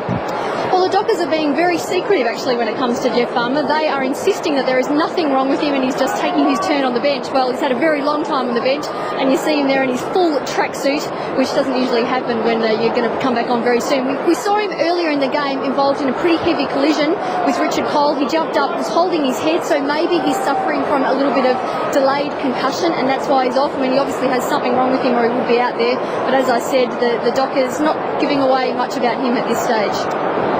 Okay, thanks, Christy. The lights are on, as you can see, and it is gloom and doom for Fremantle at the moment. Maybe they can mount some sort of charge in the last term. The Magpies on a big day lead by 37 points. As we start the last term, Big Sandiland starting it effectively. Headland off his right boot. Pavlich is playing forward at the moment, trying to get them something at centre half forward. He gets it back again. Kicks to the square. Simmons trailing it back. It took a good bounce, but just not enough. And really, the breaks haven't gone their way when it's come to converting goals this afternoon, as the 5 goals 15 shows. Just 2 possessions in their third term for Matthew Pavlich after it was a dominant figure in the first half. He'll need to, will certainly be back to his best. This is for the rest of the team if they're going to make any impact on this lead of Collingwood. They've gone long most of the day from the kick-outs, Collingwood. That one gets past the centre off the Buckley boot. And Headland gathers to McManus. And again, the poor bounce for Hazelby. Let in Burns. Johnson. His kick was ordinary. McManus with a second chance to find Hazelby, which he does by hand. Cloak offered the shove out as it came in and ended up with the footy. He'll drive straight to Fremantle territory, where Carr gets back to take the mark. Quite sure where to go in the first instance, so he goes in short to Grover. He'll drive it inside 50. Cloak again is the loose man. He got back, made best position, and took a pretty brave mark. Out to Johnson. No doubt take off. Used Holland, who kicked really to no one. McManus getting back for the Dockers has had a lot of it in the first minute and a half of the quarter. To Carr, and now to Hadrill. So Robert Hadrill from half back. Oh, ordinary looking kick, made it tough for Cook. They're still not out of it yet. Carr, hurried one from Walker. Little dappy kick for Pavlich. Didn't seem fully committed. It just wasn't near the contest enough to be able to fly for the mark, perhaps. Good work from Polak, working hard. Still a dangerous ball as far as Fremantle are concerned. McManus, they have to be sure with their control here. Woods. Well, I'm not sure if that was the option he meant. Maybe at the last moment he went for the safer option. Whatever the case, they've been able to take it. Carr, this is Shammer, one of the most impressive Freo players today. He surrounded down there with Simmons. And Cloak, in the absence of Clement, he has been fantastic across half-back. The pressure wasn't as great as what Andrew Williams thought. And his rashness in trying to get boot to ball has created a turnover and a possible Fremantle goal. Yeah, Andrew Williams, who just panicked a bit there. He, as you said, Hutto, he had more time than he thought. We'll just watch it again. And inexplicable. He just panicked a bit, didn't he? So Troy Simmons, they've tried a number of big bodies up forward today. Just haven't been able to find a big man in front of goal. But as you can see, they've been doing plenty of attacking of late. Troy Simmons kicks beautifully through the ball. It fades away, but is that enough? And Freo's 6th goal is now on the scoreboard.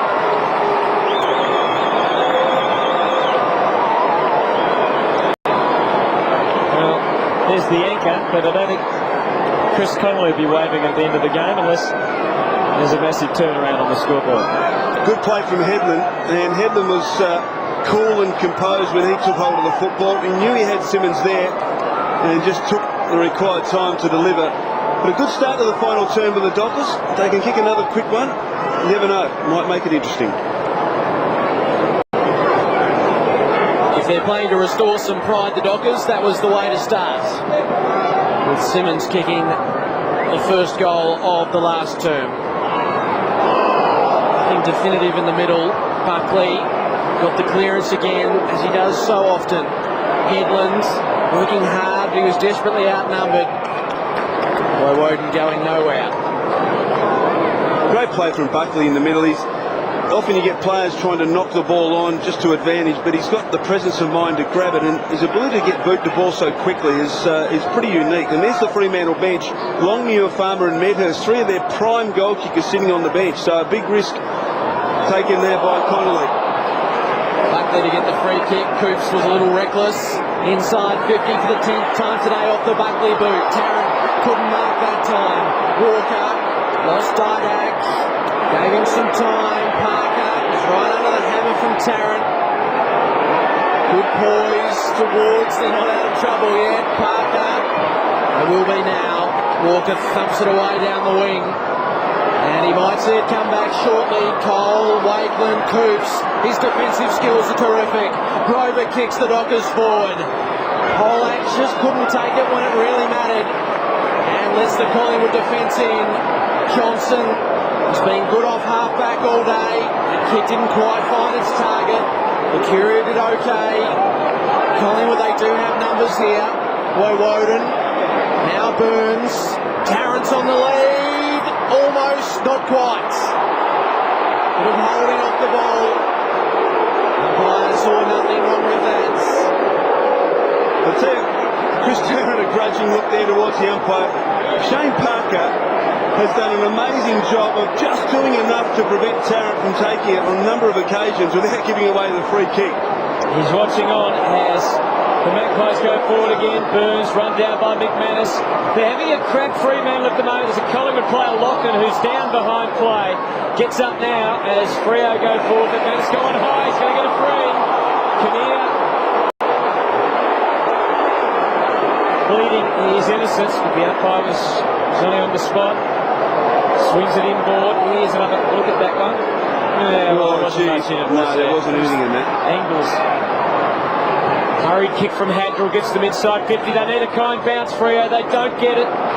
Once again, the numbers with Collingwood. A little labour intensive, but eventually, well, Buckley, nowhere to go. The Union-style kick. Kinnear was the man camped underneath it. I just wonder, Michael, if it might be time for Freo to be a bit more attacking. Jason Cloak's playing the loose man across half-back, as he does so well, and teams go out of their way not to let him do it. Freo playing a loose man across half-back as well. But they need to win the game. Is that something they need to look at? Absolutely, they do. They need to man Cloak up and make him accountable. Otherwise, he's just going to drift across, and there's no one better in the game than Jason Cloke at being able to get across third man up and help his teammates. Well, he had, I haven't checked the latest stats, but he had 5 spoils a few moments ago, which was well ahead of anyone else on the whole ground, and he's just a master at it. Here's Leon Woods using Matthew Carr now. They have got a couple of loose men who can create through the middle. Cook being pursued by Buckley, got some support. Hazelby with a turnaround, up to full forward. Was there a free there? There was. There's Polak, who's been thrust forward again, who's going to line up for goal. And he's only 20 out, and maybe, just maybe, Fremantle are getting a sniff. Yeah, he did intelligent play from Polak, just stopped in his tracks. Knew Prestigiacomo was coming right behind him and just caused Prestigiacomo to cannon right into his back. Graham Polak for his first goal in AFL footy. Well, not to be. The encouraging side for Fremantle is they've really done most of the attacking in the opening 8 minutes of this quarter. Loney used Burns, who used Johnson. He's been on the dash all afternoon, it seems. This is no exception. Lockins recovered from his rolled ankle. Turned it over to Carr. And the Dockers will come forward again. Headland this time with the responsibility. Couldn't find Pavlich. Collingwood stand firm. Burns to Woden. Just waiting for options up forward. It's become a bit static. That half forward for Collingwood. Probably for most of this last quarter. Woden found Fraser, who did want to go and does now. Tarrant's third in line. Can he get the fly at it? Did he mark it? No, he came up with it. Kinnear with a chance. Around the body. Which way will it bounce? Away from goal. Malloy just wanted to fend it off Hadrell. He took him on and has been penalised for the fender, which was over Hadrell's shoulder. Crowd voicing their disapproval. Hazelby. Freo going short out of defence here. Play on was the call. I think play on hadn't been called. Goes to Sandilands. Done a pretty good job, Hadrell, on Malloy this afternoon. Malloy spent a little time on the bench, but Hadrell's done a pretty good job. To the congestion on the wing. As it turned out, it was a one-on-one battle. Simmons. Shammer again continuing to impress. Bell off the left to another one-on-one. Pavlich. Williams with a big task, and he completed it admirably. Pavlich can't believe it. Shake of the head, but Andrew Williams redeeming himself for the early error in the quarter. And now Buckley comes in for possession number 28. 7-3 for inside 50s for the last quarter in favour of Freo. So they've been creating some chances. Parker again harassing Tarrant. At ground level it's O'Brien. Over the top to Richard Cole. Magpie goal coming up. Scotty Burns. Josh Fraser. Oh no! Tackle. What a lunge to save the day. That's a goal.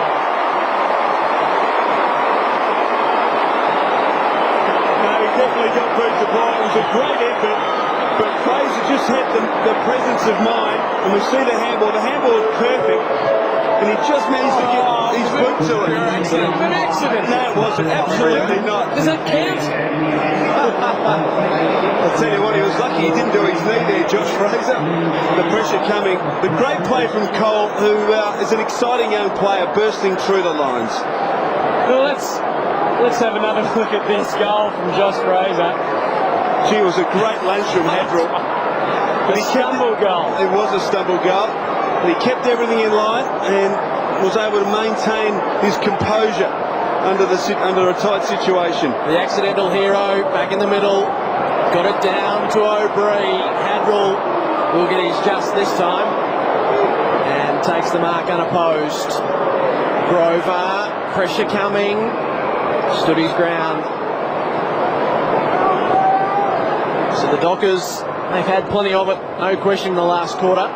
So it would please Chris Connolly on some level, although they haven't made much inroads into the lead. And Locken, who He did well to get it down to O'Brien, and he'll come up with it, Locken. He's a dasher. Puts the ball in for Kinnear. He'll go quickly, and out wide for Malloy, who snuck away from Hadrell. Makes a good spoil, Hadrell. Kept his composure, found Bell. Now they're a chance to set up here, the Dockers. Grover, in short to Shammer. Just lost the momentum because there was nothing to go to. There is now, and Cook has the ball inside 50 for Headland. Cloak, he's been a master all day down back. As the loose man, he's provided spoil after spoil, and few better than that. Great piece of play from Jason Cloak. He's been outstanding today. So the Dockers with a chance still. Headland couldn't find his way clear, and Cole was taken high. 7 spoils for Jason Cloak. Cole looks like he'll go across the face of goal, where Wakeland makes the space in the defensive goal square. Now where to for him? Prestigiacomo made a lead on the wing, as did Malloy. He kicked it to the crowd instead. Michael, what have we learnt today, you think, particularly from a Fremantle point of view? Well, I think their lack of intensity in their forward 50 at times when they've had the opportunities is perhaps told at the end of the day. But I've been impressed with the way they're fighting out this final quarter, even though, as you said earlier, they haven't had much of an impact on the scoreboard. Walker again with one of those little up and under kicks. Josh Fraser, who can't help but be impressed with 2 goals today and 17 possessions. That's a very ordinary kick from Locken. I think Longmuir's best chance for the day, really, to have an impact on the game. Just 2 possessions, and that's his 2nd mark for Justin Longmuir. At the moment, Williams is mining Pavlich, which is a size mismatch in attacking 50 for the Dockers. Hooks it, here is the mismatch, and the body size. Well, Michael, you're a genius. As Pavlich takes the mark. I guess Mick Moldhouse just probably testing Andrew Williams out in a defensive role such as this. Yeah, well, obviously he's played most of his football in the midfield and even up forward, where he's a dangerous target coming from the goal square, and he'll be certainly learning a fair bit playing on this young man, who's a quality player. Matthew Pavlich today, 15 possessions, 3 marks. And 2 goals, 3, so coming up for his 6th scoring shot. Best ever in a match, 5 goals. And it is a tough ask at that end to try and judge the wins, and he didn't even manage to score. I'd like to see Jason Cloak go back onto Pavlich, and even if Williams was a loose player across half-back, he can be creative with his skills, so that would be what ideally would be the situation. Wakeland will look to do better than his last attempt, which he put out on the full. Finds Locken, who likes the handball over the top to Lucuria, and he has numbers on in support. Loney decides to take it and drive for Tarrants on one of the rare times loose. Buckley, he's got Williams, who's run the length of the field, tight to the boundary. It was a good-looking kick off the boot. It faded late, and is a strong mark to the Dockers on the goal line. And it's Hadrell who is having a good last quarter. He plays on to McManus. He comes to Grover. And now has nothing to go to. So he blazes away for Longmuir, who's outnumbered and never got close to the contest. Rocker, who takes mark number 5. Cloak tells him to square the ball to Cole. She duly does. Cloak in the role as the backline general. His instructions are to be followed this afternoon. Lucuria. No real urgency in the Collingwood play. Johnson. He'll go to Buckley. Just had too much carry on it for him. Williams gives to Buckley, who's the master from long range. Not this time. Made poor contact, and Woods is there to relieve. Nathan Buckley, 30 disposals this afternoon. Mike Sheen in the Herald Sun in Melbourne today finally acknowledging that Buckley's a fair player. Out of the middle, McManus streams through the centre circle, gets it along for Pavlich again. Cloak, maybe his opponent now, although I think it's still Williams. Cloak was just trying to help out. And Pavlich gets another crack at the goals, 2 goals, 3 and 1 out on the full. Well, he certainly is a dangerous player up forward, Matthew Pavlich, with his speed and size, and I'm not quite sure whether the move has been made. I think it may have. Williams spent the last couple of minutes down in the forward half, so we'll wait and see after this kick from Pavlich. But he was played outstanding first half of football, very quiet in the third term, but is really providing them with a target up forward in this final term. He's been their main goal kicker in the last 3 weeks, really, which would disappoint them because they have more permanent forwards that just haven't been able to provide. Pavlich for his third of the afternoon. Justin Longmuir claps it through, and it's a goal.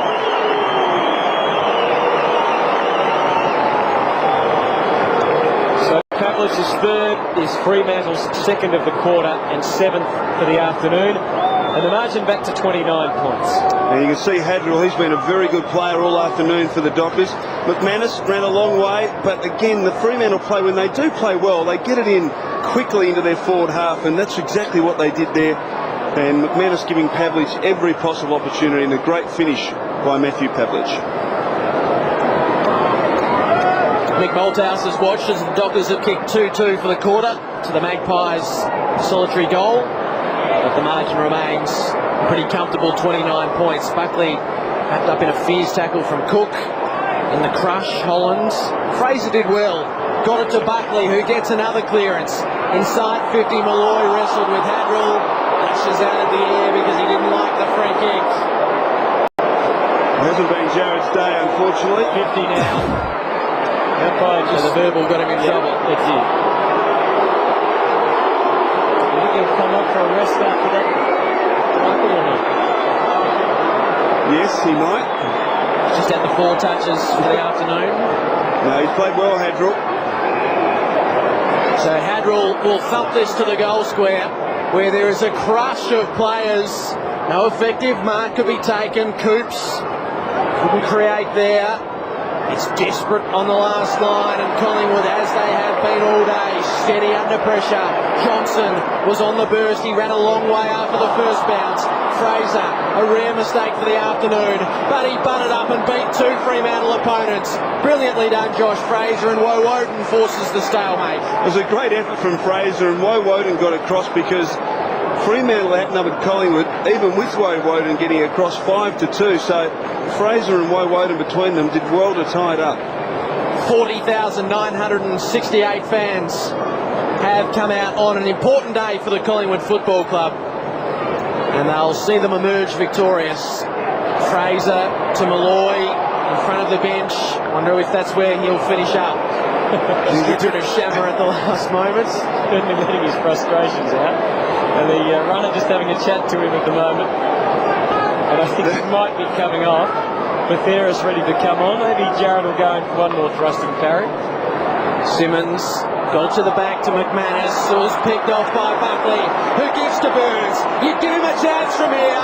From 55, he sacked the boot in and kicked the goal. There's been plenty to celebrate.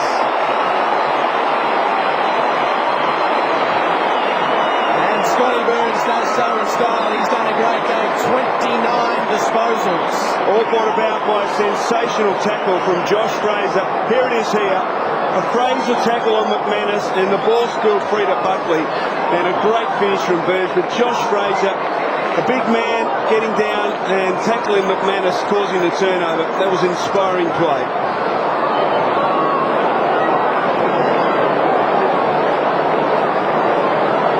15 contested possessions for Scott Burns between he and Nathan Buckley this afternoon. So 61 possessions. Sorry. Great tackle by Josh Fraser, setting that goal up for the Magpies. Simmons with a touch out of the middle. The clearances from stoppages both in the middle and around the ground. Been 43 Collingwood's way and 22 Fremantle's way. It's just, they've dominated, haven't they? I mean, that's just an amazing statistic. What about the carve-up? Nathan Buckley's had 29 kicks and 3 handballs, and Burns had 15 kicks and 14 handballs. So Nathan likes to get the boot into it. Simmons again. Harming with purpose that time. Hazelby and Shammer. Back to Hazelby. Only 18, well I'd say only 18 possessions. Certainly down in the last 3 weeks he's been averaging 30. Here's Williams. And again, The Magpies into overdrive. Kinnear, as he sees plenty of his teammates flash past. Hadrill working back. Here's Polak showing plenty of dash out of the fence. Hurry with a kick. Kinnear getting some nice touches. Swings it back to Clay. He could go to Cole, but he's just going to... he should have gone to Cole. Speaking of going Cole. Well, no one's within 25 metres of Clay. Quick glimpse of Jared Malloy on the interchange bench.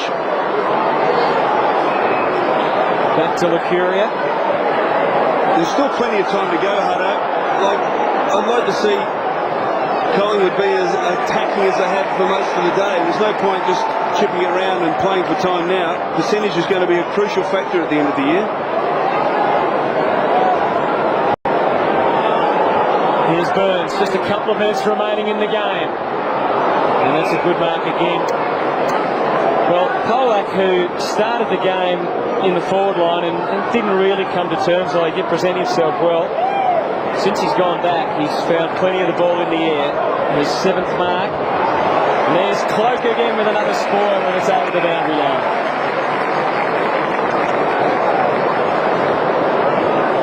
Nick Malthouse was very emotional before the game.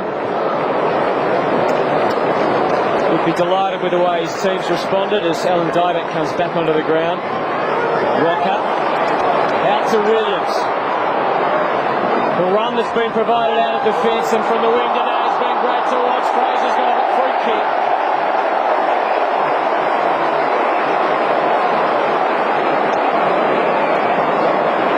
Josh Fraser racking for most of the day has spent the occasional time in the forward line. 7 marks and 18 possessions for Fraser as he look at the free kick against Polak. He's been creative, he's run hard. His mobility has been a real problem for his opponents, Simmons and also Sandilands. Chance there to catch some very good work off. Paul Lucuria also sitting down for the Magpies after his fantastic afternoon. 22 possessions for Lucuria, 5 times inside 50. Meantime, Josh Fraser for his third goal of the afternoon. Celebrations at the MCG.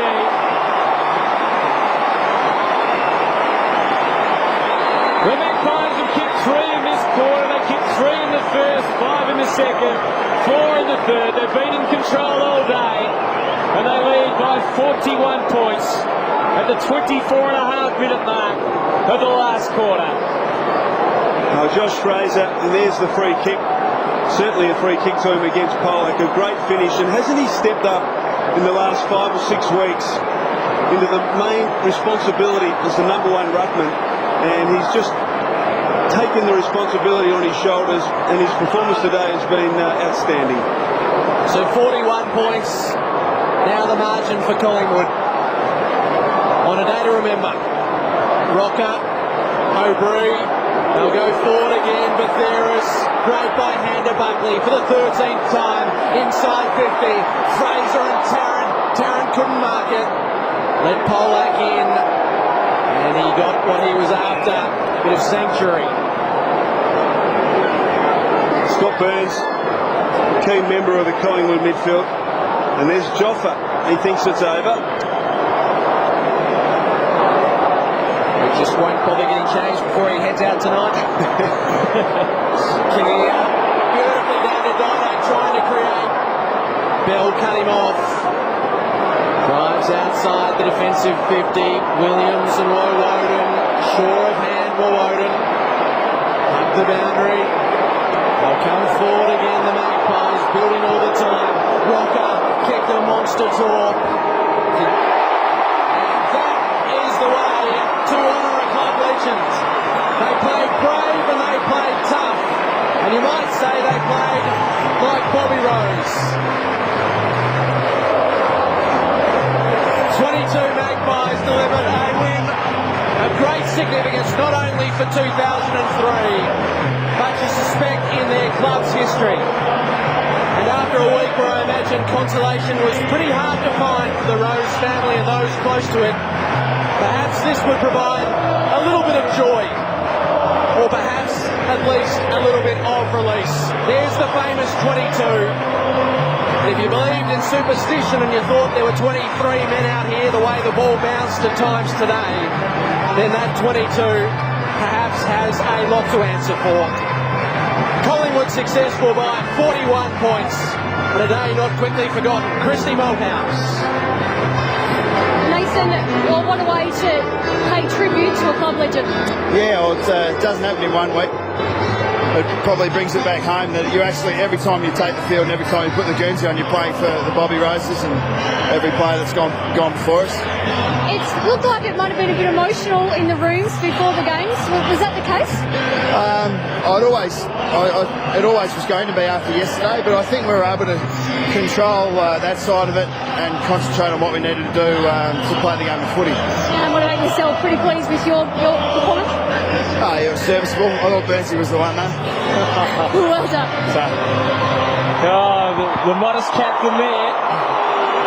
And again, we saw the emotion of Mick Malthouse. There is absolutely no doubt this game meant so much to him. And Nathan Buckley talking about paying tribute to Bob Rose, not just in one game, but in the remainder of the season. And from what we saw today, Michael, they're going to have a fair bit to say in how this season ends up. Well, the last 3 weeks after the bye, they really have played their best football of the year.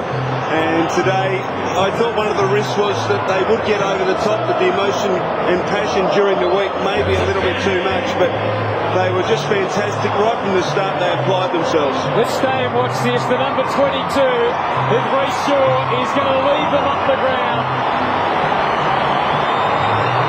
Sit back and just enjoy this moment. The tribute to Bob Rose. The famous 22. A famous win for the Magpies today. 15-9-99 to Fremantle, 7-16-58.